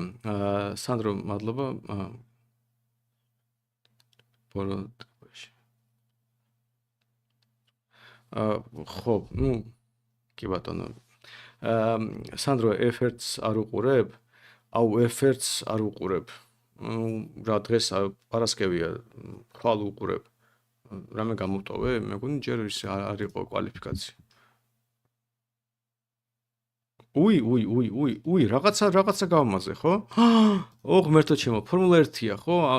სპრინტია წელს, ხო? ვახ. გასაგებია. ესე იგი მით უმეტეს მნიშვნელოვანია რომ ლაივი სწრაფად დავამთავროთ. დიდი მადლობა რომ მითხარი. აი არჩევნებმა ის კი დამავიწყარო ფორმულა 1-ია თუ. მადლობა. აბა რა კითხვა დარჩა? ამაზე ვპასუხე.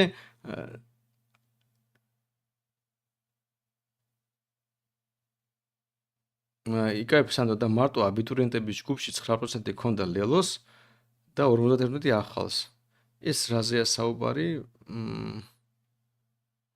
რა ანუ 9% მხარდაჭერა ქონდა ლელოს? ამჯერა მე ლელოს რო მხარდაჭერა ქონდა. კაი. დიდი მადლობა ყველას ვინც დალაიქეთ 156 ლაიქია 158 ადამიანი მიყურებს როგორც მოგესალმებათ ფორმულა 1-ია თურმე და აბა წავალ ვუყურებ რა ხდება რო არ გამოვტოვო და სამშაბათამდე სამშაბათს ღამე სპეციალური ლაივი მექნება ბოლო ლაივი ამ ლაივების ციკლში სადაც შეჯამებისნაირი მექნება და მოყვები ყველა რაღაც მნიშვნელოვან იდეაზე რომელიც ჩემი აზრით ამ ლაივების დროს იყო გაჟღერებული ასე რომ მადლობა კიდევ ერთხელ და შემდეგ შეხვედრამდე სამშაბათამდე